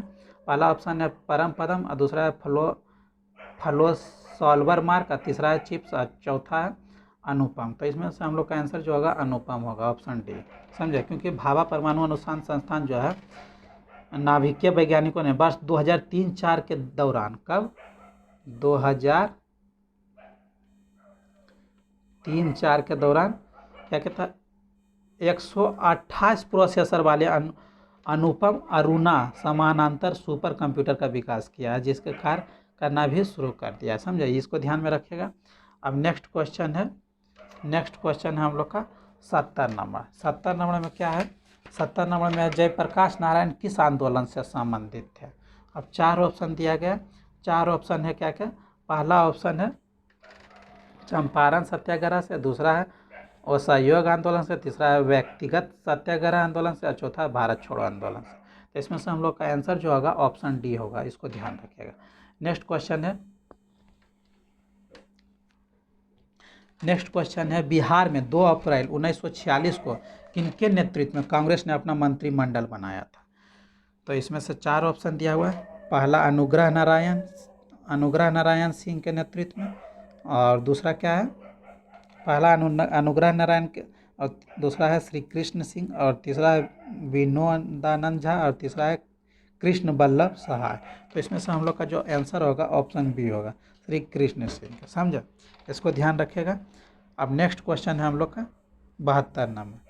अभी तक कितनी बार बिहार में राष्ट्रपति शासन लगाया जा चुका है? 4 ऑप्शन दिया गया, 6 बार, 7 बार, 8 बार, 9 बार। तो इसमें से हम लोग का ऑप्शन जो होगा सी आंसर होगा, 8 बार। अभी तक बिहार में कितना बार लग चुका है राष्ट्रपति शासन? 8 बार। इसको ध्यान रखिएगा। अब नेक्स्ट क्वेश्चन है हम लोग का, नेक्स्ट क्वेश्चन है पुर्तगाली व्यापारी गोवा की भूमि पर पहली बार किस सदी में आए थे? 4 ऑप्शन दिया हुआ है। पहला है 14वीं, दूसरा है 15वीं, और तीसरा है 16वीं, और चौथा है 17वीं। तो इसमें से हम लोग का आंसर जो होगा वो क्या होगा? ऑप्शन बी होगा। क्या होगा? सॉरी, ऑप्शन सी होगा। 16वीं में कब आया था? 16वीं शताब्दी में, इसको ध्यान रखेगा, क्योंकि पुर्तगाली अल्फांसो द अल्बुकुर्क ने 1510 ईस्वी में बीजापुर शासक यूसुफ आदिल शाह को पराजित कर गोवा पर अधिकार कर लिया था। गोवा को पुर्तगालियों ने अपनी सत्ता और संस्कृति के महत्वपूर्ण केंद्र के रूप में स्थापित किया। इससे स्पष्ट होता है कि पुर्तगाली व्यापारी गोवा की भूमि पर 16वीं सदी में आए थे। इसको ध्यान रखिएगा। अब नेक्स्ट क्वेश्चन है 74 नंबर। 74 में हम लोग का क्या है, निम्नलिखित कथनों में से कौन सा सही है। 4 ऑप्शन दिया हुआ है। भारतीय संविधान अध्यात्मात्मक है, भारत का नाममात्र का राजतंत्र है, और तीसरा है भारत कुलीन तंत्र है, और चौथा है भारत एक संसदात्मक तंत्र है। तो इसमें से हम लोग का जो आंसर होगा ऑप्शन डी होगा। क्या होगा, ऑप्शन डी, क्योंकि संविधान की प्रस्तावना की अभिव्यक्ति से यह बात स्पष्ट हो जाती है कि भारत के संविधान ने राजनीतिक सत्ता का अंतिम स्रोत जनता को माना है। संविधान के अनुसार मंत्रिमंडल जनता द्वारा निर्वाचित सदन के समक्ष उत्तरदायी होगा। कार्यकारिणी का दूसरा अंग अर्थात राष्ट्रपति भी संसद के समक्ष इस अर्थ में उत्तरदायी है कि कुछ निश्चित परिस्थितियों में संसद महाभियोग द्वारा उसे हटा सकती है। इसको ध्यान रखिएगा। अब नेक्स्ट है 75 नंबर क्वेश्चन। 75 नंबर क्वेश्चन में क्या है देखते हैं। 75 में है असहयोग आंदोलन। क्या है, असहयोग आंदोलन के दौरान कहाँ से नवंबर के मध्य में नशाबंदी आंदोलन की शुरुआत हुई थी। 4 ऑप्शन दिया हुआ है। पहला डुमराव से, दूसरा है आरा से, तीसरा है दानापुर से, और चौथा है फतुहा। तो इसमें से हम लोग का आंसर जो होगा डुमराव से होगा, ऑप्शन ए हो जाएगा। क्या हो जाएगा, ऑप्शन ए। अब 76 नंबर क्वेश्चन है कि निम्नलिखित गैसों में से कौन प्रकाश संश्लेषण, निम्नलिखित गैसों में से कौन प्रकाश संश्लेषण प्रक्रिया में के लिए आवश्यक है। 4 ऑप्शन दिया गया है। पहला है CO, दूसरा है CO2, तीसरा है N2 और चौथा है O2। तो इसमें से हम लोग का जो आंसर होगा ऑप्शन बी होगा, CO2। क्या होगा, ऑप्शन बी, क्योंकि प्रकाश संश्लेषण सिर्फ हरे पौधे एवं कुछ जीवाणुओं में घटित होने वाली एक क्रिया है। इसमें पौधे के हरे भाग और सौर ऊर्जा ग्रहण, वायुमंडल से ली गई कार्बन डाइऑक्साइड यानी कि CO2 तथा भूमि से अवशोषित जल H2O के द्वारा कार्बन डाइऑक्साइड का निर्माण करते हैं। H2O के द्वारा ऑक्सीजन का निर्माण करते हैं, O2 का निर्माण करते हैं। इसको ध्यान रखेगा। अब नेक्स्ट पॉइंट है पर्यावरण का संतुलन बनाए रखने के लिए वनावरण क्षेत्रों का होना चाहिए, मतलब कितना % होना चाहिए। पहला ऑप्शन है 10%, दूसरा है 23%, तीसरा है 33%, चौथा है 53%। तो इसमें से हम लोग का जो आंसर होगा ऑप्शन सी हो जाएगा। क्या हो जाएगा, ऑप्शन सी, क्योंकि पर्यावरण का संतुलन बनाए रखने के लिए वनों का न्यूनतम आवश्यक क्षेत्रफल 33% होना चाहिए। जहाँ वन क्षेत्र घने हैं उन भागों में भारी वर्षा होती है, समान वर्षा वाले भागों में खुले वन एवं कम वर्षा वाले भागों में कंटीले वनस्पति वाले वन में झाड़ियाँ पाई जाती है। भारत में वन मुख्यतः 6 प्रकार के पाए जाते हैं। कितने प्रकार के पाए जाते हैं, 6 प्रकार के। पहला है उष्णकटिबंधीय सदाबहार वन, और दूसरा क्या है, दूसरा है उष्णकटिबंधीय पतझड़ वन, और तीसरा क्या है उष्णकटिबंधीय घास के मैदान, और चौथा है शुष्क मरुस्थलीय कांटेदार वनस्पति, और पांचवा है डेल्टाई वन, और छठा है पर्वतीय वन। इसको ध्यान रखिएगा। अब नेक्स्ट क्वेश्चन है हम लोग का 78 नंबर 78 नंबर क्वेश्चन। 78 में क्या कहता है, भगवान महावीर का प्रथम शिष्य था, मतलब भगवान महावीर का प्रथम शिष्य कौन था। 4 ऑप्शन दिया हुआ है। जामिल, दूसरा है योशुद्ध, तीसरा है विपिन, और चौथा है प्रभास। तो इसमें से हम लोग का जो आंसर होगा आंसर ये हो जाएगा। क्या होगा, जामिल। कौन हो जाएगा, जामिल, क्योंकि महावीर जिनके बचपन का नाम था वर्धमान, उनका पालन पोषण राजसी वातावरण में बड़े लाड़ प्यार के साथ हुआ था। युवावस्था में कौंडल्य गोत्र की कन्या यशोदा के साथ उनका विवाह हुआ था। उससे उन्हें अनोजा प्रियदर्शनी नामक पुत्री उत्पन्न हुई थी। उसका विवाह जामिल के साथ हुआ था। वह प्रारंभ में उनका शिष्य बना, किंतु उसने ही जैन धर्म में प्रथम भेद उत्पन्न किए। इसको ध्यान रखिएगा। अब नेक्स्ट है 79 नंबर क्वेश्चन। 79 नंबर क्वेश्चन क्या है, निम्नलिखित में से कौन सा स्थान गडकरी विद्रोह का केंद्र है। कौन सा विद्रोह का, गडकरी विद्रोह का। तब 4 ऑप्शन दिया हुआ है। बिहार शरीफ, दूसरा है कोल्हापुर, तीसरा है सूरत, और चौथा है सिलहट। तो इसमें से हम लोग का जो आंसर होगा ऑप्शन बी हो जाएगा। क्या हो जाएगा, ऑप्शन बी, कोल्हापुर। क्या हो जाएगा, कोल्हापुर, क्योंकि 1844 के पश्चात, कब 1844 के पश्चात कोल्हापुर राज्य में प्रशासनिक पुनर्गठन होने के कारण लोगों में बहुत असंतोष उत्पन्न हो गया था। क्या हो गया था? बहुत असंतोष उत्पन्न हो गया था, जिसके कारण गडकरी वंशानुगत सैनिक की जाति के थे। ये मराठा के दुर्गों में सैनिक के रूप में काम करते थे, उनकी छटनी कर दी गई। अब बेकारी का प्रश्न सम्मुख देखकर गडकर्णियों ने विद्रोह कर दिया। समगढ़ के मुदरगढ़ के दुर्ग जीत लिए गए। समझे, इसको ध्यान रखिएगा। अब क्वेश्चन नंबर 80 जो है ये मैथ का क्वेश्चन है। किसका है? मैथ का क्वेश्चन है। क्वेश्चन में क्या कह रहा? बोल रहा एक आदमी ने एक घोड़ा और एक वाहन 40,000 रुपया में खरीदा। कितना में खरीदा? 40,000।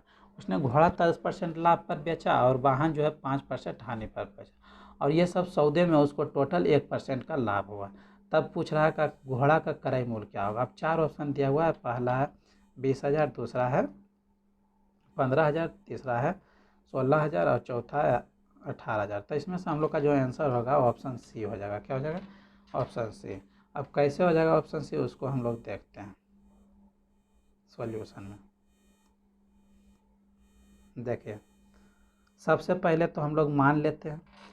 सबसे पहले हम लोग माना कि घोड़े का क्रय मूल्य जो है 100 रुपया है। कितना? 100 रुपया है। वाहन के क्रय मूल्य कितना है? y रुपया है। अब देखिए, अब क्वेश्चन के अनुसार क्या बोल रहा है? x + y, यानी घोड़ा का मूल्य और वाहन का मूल्य 40,000 रुपया है। तो यहाँ से हम लोग y का वैल्यू निकाल लेंगे। y का वैल्यू इतना आ जाएगा, इसको इक्वेशन 1 मान लेंगे। अब देखिए और क्या कहता है प्रश्न में। और प्रश्न में कह रहा था कि जो है घोड़े के मूल्य पर जो होता है 10% का लाभ होता है। तो घोड़े का मूल्य जो x था, अब x का 10% दोनों जोड़ देंगे। अब फिर वाहन के मूल्य पर 5% का हानि होता है। तो वाहन का मूल्य y था, अब y में y का 5% घटा देंगे, और टोटल में फिर 1% का लाभ होता है, यानी कि टोटल दाम का 4 का 1% निकाल कर जोड़ देंगे। इक्वेशन बनेगा। अब यहाँ से इक्वेशन 1 से हम जो है y का वैल्यू यहाँ पर पुट कर देंगे। y का वैल्यू पुट करने के बाद हम लोग का कुछ इस तरह का आएगा। उसके बाद आगे सॉल्व करेंगे। सॉल्व करके फिर x का वैल्यू हम लोग का आ जाएगा 16,000। समझे। अब नेक्स्ट क्वेश्चन है हम लोग का 81 नंबर। क्या है?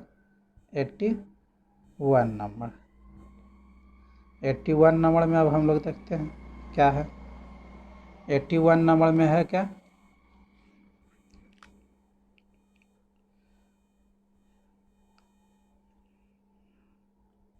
एक, हाँ, 81 में है भारत का अग्रणी पेट्रोलियम उत्पादक राज्य है। 4 ऑप्शन दिया हुआ है। पहला असम, दूसरा है गुजरात, तीसरा है महाराष्ट्र, चौथा है तमिलनाडु। तो इसमें से हम लोग का जो आंसर होगा वो ऑप्शन बी हो जाएगा। क्या हो जाएगा? गुजरात। क्या हो जाएगा? गुजरात। अब नेक्स्ट क्वेश्चन है। नेक्स्ट क्वेश्चन क्या है? 15वीं सदी में बाबर ने डोट खेल को भारत में लोकप्रिय बनाया था। 15वीं सदी में बाबर ने डोट खेल को भारत में लोकप्रिय बनाया था। 4 ऑप्शन दिया हुआ है। गोल्फ को, दूसरा है पोलो को, तीसरा है कबड्डी को, और चौथा है कराटे को। तो इसमें से हम लोग का जो आंसर होगा ऑप्शन बी हो जाएगा, पोलो को। क्योंकि मुगल वंश के संस्थापक बाबर थे। 1526 से 1503 ईस्वी तक शासन के, 30 ईस्वी तक। अब बाबर ने ही पोलो खेल का भारत में लोकप्रिय बनाया। समझे, इसको ध्यान रखें। अब 83 नंबर क्वेश्चन है। 83 नंबर है मौलिक अधिकारों के अंतर्गत अनुच्छेद, मतलब कौन सा अनुच्छेद जो है बच्चों के शोषण के संबंधित है। 4 ऑप्शन: अनुच्छेद 17, अनुच्छेद 19, अनुच्छेद 23, अनुच्छेद 24। तो इसमें से हम लोग का जो आंसर होगा अनुच्छेद 24 डी हो जाएगा। क्योंकि अनुच्छेद 17 जो है वो रिश्ता का अंत है, यानी कि छुआछूत का अंत कर दिया। अनुच्छेद 19 जो है वाक स्वतंत्रता आदि विषय कुछ अधिकारों का प्रतिषेध है। और अनुच्छेद 23 जो है मानव के दुर्व्यवहार और बाल श्रम का विषय।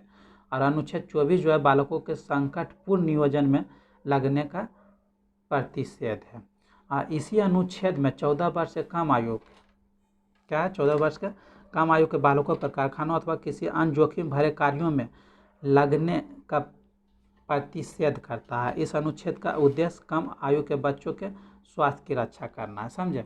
अब है 84 नंबर क्वेश्चन। 84 नंबर क्वेश्चन में क्या है? निम्नलिखित में से कौन सा ओजोन परत के रिक्तीकरण के लिए उत्तरदायी नहीं है। अब 4 ऑप्शन दिया हुआ है, 4 ऑप्शन क्या है? प्रशीतकों में प्रयुक्त होने वाला क्लोरोफ्लोरा C12, और दूसरा है विलायक के रूप में प्रयुक्त मिथाइल क्लोरोफॉर्म, और तीसरा है अग्निशमन में प्रयुक्त हाइजान 121, और चौथा है नाइट्रस ऑक्साइड। तो इसमें से हम लोग का जो आंसर होगा ऑप्शन डी हो जाएगा। क्या हो जाएगा? ऑप्शन डी, नाइट्रस ऑक्साइड, क्योंकि ओजोन परत क्षरण के सर्वप्रमुख मारक निर्मित कारक है क्लोरोफ्लोरोकार्बन, कार्बन यौगिक CFC12, हाइलोजेंस यानी क्लोरीन, फ्लोरीन्स, ब्रोमीन्स यौगिक, हाइलोजेंस 121, तथा ये रसायन ओजोन परत की ओजोन गैस की अभिक्रिया करके ओजोन को ऑक्सीजन के रूप में विघटित कर देते हैं, जिससे ओजोन का क्षरण होता है। इसको ध्यान रखिएगा। अब नेक्स्ट क्वेश्चन है 85 नंबर। 85 में क्या है? डोट बीजापुर के सुल्तान मोहम्मद आदिल शाह की समाधि है। मतलब कहाँ पर बीजापुर के सुल्तान मोहम्मद आदिल शाह के समय? तो पहला ऑप्शन है मोहम्मद कुली कुतुब शाह का मकबरा, दूसरा है गोल गुम्बद, या तीसरा है गयासुद्दीन का मकबरा, चौथा है शेरशाह का मकबरा। तो इसमें से हम लोग का जो आंसर होगा ऑप्शन बी हो जाएगा। क्या हो जाएगा? ऑप्शन बी, गोल गुम्बद, क्योंकि गोल गुम्बद जो है कर्नाटक के बीजापुर जिला में स्थित है। यह बीजापुर के आदि शाली वंश के सुल्तान मोहम्मद आदिल शाह का मकबरा है। गोल गुम्बद इंडो इस्लामिक वास्तुकला का एक महत्वपूर्ण स्मारक है। अब नेक्स्ट क्वेश्चन है हम लोग का 86 नंबर। 86 नंबर क्वेश्चन में क्या कहता है? 86 में बोलता है पटना को प्रांतीय राजधानी बनाया था शेरशाह ने, अलाउद्दीन हुसैन शाह ने, इब्राहिम लोदी ने, राजकुमार अजीज ने। तो इसमें से हम लोग का आंसर जो हो जाएगा ऑप्शन ए हो जाएगा। इसको ध्यान रखिएगा। अब नेक्स्ट क्वेश्चन जो है हम लोग का वो कौन सा है? 87 नंबर। 87 नंबर है मैथ का फिर से क्वेश्चन। बोल रहा है दो संख्याओं का गुणनफल जो है 1280 है। कितना है? 1280, तथा उनका महत्तम समावर्तक 8 है। संख्याओं का लघुत्तम समावर्तक होगा। अब 4 ऑप्शन दिया गया, 4 ऑप्शन है। पहला ऑप्शन क्या है? पहला ऑप्शन है आपको पहला ऑप्शन 160, दूसरा है 150, तीसरा है 120, और चौथा 140। तो इसमें से हम लोग का जो आंसर होगा वो होगा 160 हो जाएगा। क्यों होगा 160 वो देखते हैं। देखिए इसका सॉल्यूशन देखते हैं। सॉल्यूशन आपको अगर बढ़िया से देखना है तो आप मेरे टेलीग्राम पर देख लीजिएगा। वहाँ पर टेलीग्राम पर सॉल्यूशन डाले हुए हैं, वहाँ देख लीजिए। टेलीग्राम से जुड़ने के लिए आपको उसका लिंक आपको इस वीडियो के डिस्क्रिप्शन में मिल जाएगा। डिस्क्रिप्शन से आप टेलीग्राम पर जुड़ सकते हैं। तो देखिए LCM गुना HCF, मतलब दो संख्याओं का जो LCM HCF का गुना होता है वो दो संख्याओं के गुणनफल के बराबर होता है। ये एक फार्मूला होता है, इसको याद रख लीजिए कि LCM और HCF का जो गुणनफल होता है वो संख्याओं के गुणनफल के बराबर होता है। तो LCM हम लोग को पूछा था, यहाँ पर दोनों संख्याओं का गुणनफल दिया हुआ था और बटा HCF हो जाएगा। तो दोनों संख्याओं का गुणनफल 1280 बटा 8 इक्वल टू 160 आंसर हो जाएगा। इसको ध्यान रखिएगा। अब नेक्स्ट क्वेश्चन क्या है हम लोग का? नेक्स्ट क्वेश्चन है हम लोग का क्या? Question number 88। क्वेश्चन नंबर 88 में क्या है वो देखते हैं।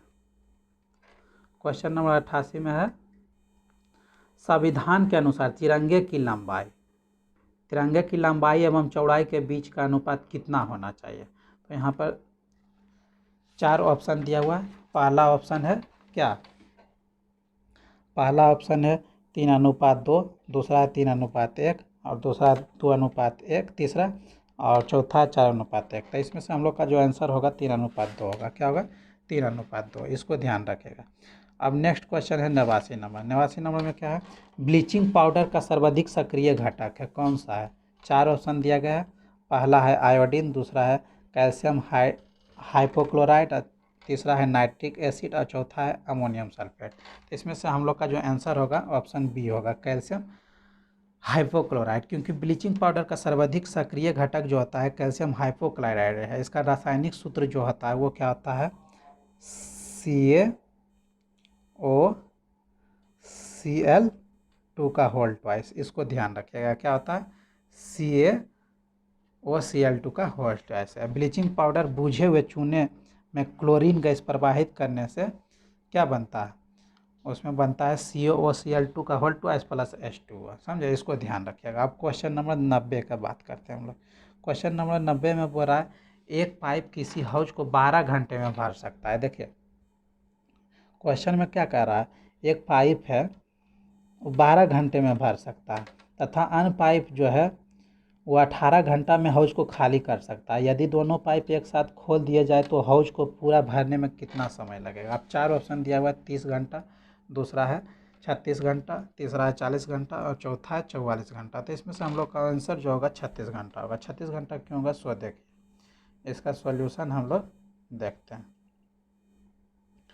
सॉल्यूशन देखिएगा तो देखिए हम मान लेते हैं जो भरता है उसको ए, जो मतलब खाली कर रहा है उसको बी मान ले रहे हैं। ठीक, तो यहाँ देखिए ए जो है 12 घंटे में, इस तरह से लिख दीजिएगा 12 घंटे में भरता है, और बी जो है 18 घंटे में खाली करता है, इस तरह से। अब 2 लाइन खींच लेते हैं, उसके बाद एलसीएम निकालते हैं। एलसीएम निकालिएगा तो 36 आएगा। ये 36 जो आया हम मान लेते हैं इसको टोटल काम है। क्या है, टोटल काम, यानी 36 यूनिट टोटल काम है। अब देखिए ये जो है 12 घंटा में भर देता है, यानी कि 36 जो है 36 काम को 12 घंटा में कर देता है, 36 यूनिट काम को, यानी कि 1 घंटा में वो कितना यूनिट काम करता है, 3 यूनिट, यानी कि इफिशियंसी इसका निकल गया। उसी तरह 18 जो है वो क्या करता है, 18 घंटा में क्या करता है, हाउस को खाली कर देता है बी। तो इसका इफिशियंसी खाली करने का कितना है, मतलब 1 घंटा, मतलब 2 यूनिट खाली करेगा। अब देखिए अगर दोनों मिलकर चलेगा तो ये टोटली जो है देखिए वो 3 यूनिट भर रहा है 1 घंटा में, और एक ठो क्या कर रहा है, 2 यूनिट खाली कर रहा है। तब क्या होगा, इफिशियंसी जो हो जाएगा, इफिशियंसी हो जाएगा 3 - 2, समझे, यानी कि 1 हो जाएगा। इसलिए 1 घंटा में 1 यूनिट भरेगा, इसलिए 36 घंटा में, मतलब 36 यूनिट भरने में कितना टाइम लगेगा, 36 घंटा, इसीलिए 36 आंसर हो जाएगा। इसको ध्यान रखिएगा, इस टाइप का क्वेश्चन को इसी तरह से बनाइएगा। ठीक, अब नेक्स्ट क्वेश्चन क्या है सो देखते हैं। नेक्स्ट क्वेश्चन है हम लोग का क्वेश्चन नंबर 91 91 में क्या कह रहा है, ये भी देखिए मैथ का क्वेश्चन है। बोल रहा है 200 ग्राम की एक मिश्र धातु में, क्या बोल रहा है, 200 ग्राम की एक मिश्र धातु में जस्ता और तांबा का जो अनुपात है 5:3 है। इनमें कितने ग्राम तांबा और मिलाया जाता है कि अनुपात 3:5 हो जाएगा। तो इसमें 4 ऑप्शन दिया हुआ है, 133 × 1/3 और 1/200, और तीसरा है 72 और चौथा है 66। तो इसमें से हम लोग का आंसर जो होगा ऑप्शन ए हो जाएगा। क्या हो जाएगा, ऑप्शन ए हो जाएगा। क्यों हो जाएगा ऑप्शन ए, तो देखते हैं हम लोग। देखिए सॉल्यूशन देखते हैं, इसका सॉल्यूशन देखेंगे तो देखिए मिश्र धातु में जस्ते की मात्रा हम लोग निकालते हैं। तो जस्ते की मात्रा अगर निकालिएगा ना तो अनुपात जो दिया हुआ था, जस्ता का अनुपात क्या, जस्ता और तांबा का अनुपात था कितना, 5:3 था। अनुपात जस्ता तांबा का कितना था, 5:3। तो ये जस्ता का था, ये तांबा का था, तो ये दोनों को जोड़ दीजिएगा तो टोटल 8 हो जाएगा। और जिसका पूछ रहा है उसको ऊपर में, जैसे जस्ता का पूछ रहा था तो जस्ता को ऊपर में, और टोटल 8 उसको नीचे में लिखेंगे। इंटू जितना टोटल है 200 ग्राम था, मल्टीप्लाई कर देंगे तो उसका निकल जाएगा जस्ता का कितना है, 125 ग्राम।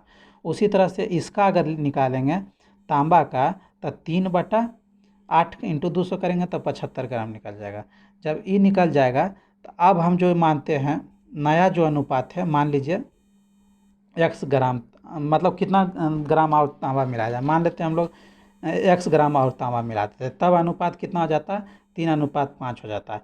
तो यहाँ पर हमको देखिए जस्ता का अनुपात, तांबा का अनुपात मालूम था हम लोग का कितना है, 75 ग्राम। तो 75x दोनों मिला दिए, और 125 ग्राम जस्ता था तो 125। अब दोनों का रेशियो कितना दिया हुआ, 3:5 है। तो यहाँ x का वैल्यू निकाल लेंगे, x का वैल्यू निकालेंगे तो आ जाएगा हम लोग का आंसर। ठीक, अब देखिए अब है नेक्स्ट क्वेश्चन। नेक्स्ट क्वेश्चन कौन सा है, 92 नंबर। 92 नंबर क्वेश्चन में क्या है, बोल रहा है 92 नंबर क्वेश्चन में बोल रहा है दिल्ली के अशोक स्तंभ ने वैज्ञानिकों को अचंभित कर रखा है, क्योंकि यह मौसम की सभी अनिश्चितता को झेलता है और उसमें ना तो जंग लगती है, और ना ही वह क्षारित होता है। वह किस धातु के बनाया हुआ है? तो 4 ऑप्शन दिया हुआ है, लोहा का, कांसा का, और टेराकोटा का, और डी है एकल चट्टा पत्थर का। तो इसमें से हम लोग का जो आंसर होगा ऑप्शन ए हो जाएगा। किसका है बना हुआ? लोहा का। क्योंकि अशोक स्तंभ मौर्यवंशी चक्रवर्ती सम्राट अशोक ने 3री सदी ईस्वी पूर्व में बनवाया था। कब बनाया था? 3री सदी ईस्वी पूर्व में। यह दिल्ली के महारौली क्षेत्र में कुतुब मीनार के समीप ही स्थित है, इसको ध्यान रखिएगा। अब क्वेश्चन नंबर 93, भारत और चीन के बीच सीमा रेखा को क्या कहते हैं? 4 ऑप्शन है, मैकमोहन रेखा, डुरंड रेखा, लाल रेखा और रेड क्लिफ रेखा। तो इसमें से हम लोग का जो आंसर होगा ऑप्शन ए हो जाएगा, मैकमोहन रेखा। समझे? अब नेक्स्ट क्वेश्चन है, इसको ध्यान रखिएगा। नेक्स्ट क्वेश्चन है, एक पिता की आयु 5 वर्ष पहले उसके पुत्र की आयु से 5 गुनी थी, और 2 वर्ष बाद पुत्र की आयु से 3 गुनी है। पिता की वर्तमान आयु और पुत्र की वर्तमान आयु का अनुपात होगा। 4 ऑप्शन दिया हुआ है, 33:5, 11:5, 3:1 और 10:3। तो इसमें से हम लोग का जो आंसर होगा ऑप्शन डी होगा। कैसे होगा वो सॉल्यूशन देखते हैं। अब 94 नंबर सॉल्यूशन देखिए, जब सॉल्यूशन देखेंगे तो हम लोग देखिए, मान लेते हैं क्या, मान लेते हैं पिता का जो उम्र है x वर्ष है, कितना है? x वर्ष, और पुत्र का उम्र जो है वो कितना है? y वर्ष है। तो प्रश्न अनुसार क्या हो जाएगा? 5 वर्ष पहले, यानी कि दोनों में 5 वर्ष घटेगा पहले, x - 5 और y - 5। पिता का उम्र जो है 5 वर्ष पहले जो है पुत्र के उम्र का 5 गुना है, यानी कि 5 से मल्टीप्लाई कर दिए। तो यहाँ से जो x का वैल्यू निकलेगा वो आएगा x = 5y - 20। इसको इक्वेशन 1 मान लेंगे। ठीक। अब दूसरा स्टेटमेंट में क्या कह रहा था? 2 वर्ष बाद, यानी कि x + 2 और y + 2। वो पिता का 2 वर्ष बाद जो है पिता का उम्र पुत्र के उम्र से 3 गुना है। ठीक। यहाँ से एक इक्वेशन निकाल लिए ये। अब इक्वेशन 1 और 2 से सॉल्व करेंगे तो हम लोग का आंसर आ जाएगा, पिता का उम्र आ जाएगा, पुत्र का उम्र आ जाएगा 12 बरस और पिता का उम्र 40 बरस। अब दोनों का रेशियो निकालेंगे, दोनों का रेशियो निकालेंगे तो वो कितना हो जाएगा? 10:3। ठीक। अब नेक्स्ट क्वेश्चन हम लोग देखते हैं। नेक्स्ट क्वेश्चन क्या है? नेक्स्ट क्वेश्चन है हम लोग का 95 में क्या कह रहा है? बोल रहा है निम्नलिखित में से कौन कृत्रिम पारिस्थितिकी तंत्र है? पहला है धान का खेत, दूसरा है वन, तीसरा है घास का मैदान और चौथा है झील। तो इसमें से हम लोग का जो आंसर होगा वो हो जाएगा धान का खेत। धान का खेत है जो, क्योंकि धान का खेत जो है वन, धान का मैदान और झील में से धान का खेत कृत्रिम पारिस्थितिकी तंत्र होता है, क्योंकि इसमें प्राकृतिक रूप से जैव विविधता नहीं पाई जाती है। अब वन, झील तथा घास के मैदान प्राकृतिक परितंत्र के उदाहरण है, इसको ध्यान रखिएगा। अब नेक्स्ट है 96 नंबर। 96 में पुराणों की संख्या कितनी है? 12, 16, 18, 20। तो इसमें से हम लोग का जो आंसर होगा ऑप्शन सी हो जाएगा 18, क्योंकि पुराणों की रचना लोमहर्ष ऋषि एवं उनके पुत्र उकसर्वा ने की थी। इनकी कुल संख्या 18 है। कितना है? 18 है। इसमें कलियुग के राजाओं के बारे में विवरण प्राप्त होता है। समझे? अब नेक्स्ट क्वेश्चन है 57 नंबर क्वेश्चन में क्या? स्वराज मेरा जन्मसिद्ध अधिकार है और मैं इसे लेकर रहूंगा, यह कथन तिलक ने सर्वप्रथम भारतीय राष्ट्रीय कांग्रेस के निम्नलिखित अधिवेशन में व्यक्त किया था। कौन सा अधिवेशन में? 4 ऑप्शन है, बनारस के 1905 में, कलकत्ता के 1906 में, सूरत के 1907 में और लखनऊ के 1916 में। तो इसमें से जो हम लोग का ऑप्शन होगा आंसर ऑप्शन डी, लखनऊ के 1916 में, क्योंकि लखनऊ में 1916 में होने वाले कांग्रेस का वार्षिक अधिवेशन, कांग्रेस का 31वां अधिवेशन था। कौन अधिवेशन था? 31वां, इसको ध्यान रखिएगा। कांग्रेस का 31वां था और इसकी अध्यक्षता जो था अंबिका चरण मजूमदार ने की थी। इसी अधिवेशन में तिलक ने स्वराज मेरा जन्मसिद्ध अधिकार है, मैं इसे लेकर रहूंगा का नारा लगाया था। तिलक और एनी बेसेंट के प्रयासों से कांग्रेस एवं मुस्लिम लीग में समझौता हुआ, जिसे लखनऊ समझौता या कांग्रेस लिंक पैक्ट कहा जाता है। मालवीय जी ने इस समझौता का विरोध किया। इसी अधिवेशन में क्या हुआ था? नरम दल एवं गरम दल पुनः एक हो गए। इसी अधिवेशन में मुस्लिम लीग पृथक निर्वाचन की मांग को स्वीकार कर लिया। अब नेक्स्ट क्वेश्चन है 98 नंबर क्वेश्चन। 98 नंबर क्वेश्चन में क्या है, निम्नलिखित में से कौन एक गर्म सागरीय धारा है। 4 ऑप्शन दिया हुआ है, पूर्वी ऑस्ट्रेलिया धारा, दूसरा है पश्चिमी ऑस्ट्रेलिया धारा, तीसरा है वेनेजुएला धारा और चौथा है अंटार्कटिका की धारा। तो इसमें से हम लोग का जो आंसर होगा, हम लोग का आंसर होगा ऑप्शन ए, पूर्वी ऑस्ट्रेलिया धारा द्वारा। किसके द्वारा, पूर्वी ऑस्ट्रेलिया धारा द्वारा। क्योंकि एक निश्चित दिशा में बहुत अधिक दूरी तक महासागरीय जल की एक राशि के प्रवाह को महासागरीय जलधारा कहते हैं। यह धारा 2 प्रकार की होती है। कितना प्रकार की होती है, 2 प्रकार की होती है, गर्म एवं ठंडी जलधारा। पूर्वी ऑस्ट्रेलिया धारा प्रशांत महासागर का गर्म जलधारा है, पश्चिमी ऑस्ट्रेलिया धारा हिंद महासागर का ठंड धारा। वेनेजुएला अंटार्कटिका महासागर की ठंडी जलधारा, अंटार्कटिका की धारा अंटार्कटिका महासागर की ठंडी जलधारा। इसको ध्यान रखिएगा।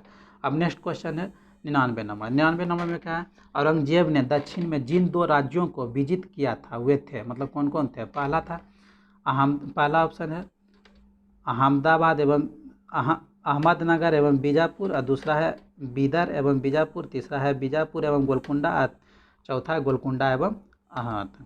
तो इसमें से हम लोग का जो आंसर होगा ऑप्शन सी हो जाएगा, बीजापुर एवं गोलकुंडा। क्योंकि औरंगजेब का दक्षिण भारत का विजय अभियान जो था और बीजापुर की विजय पहला था और दूसरा है गोलकुंडा की विजय।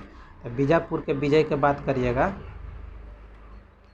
बीजापुर के विजय के बात करिएगा। हम अगर बीजापुर की बात करते हैं तो औरंगजेब ने दक्षिण विजय के लिए सूबेदार दिलेर खां को नियुक्त किया था। किसको किया था, दिलेर खां को नियुक्त किया था, जिसने 1679 में, कब, 1679 ईस्वी में आक्रमण किया पर सफल नहीं हुआ। बाद में इसकी जगह शहजादा आजम संघर्ष करता रहा और अप्रैल 1685 में, कब, 1685 में बीजापुर के किले पर घेरा डाला दिया। 13 महीना तक घेरा के बाद किला जीत न सका।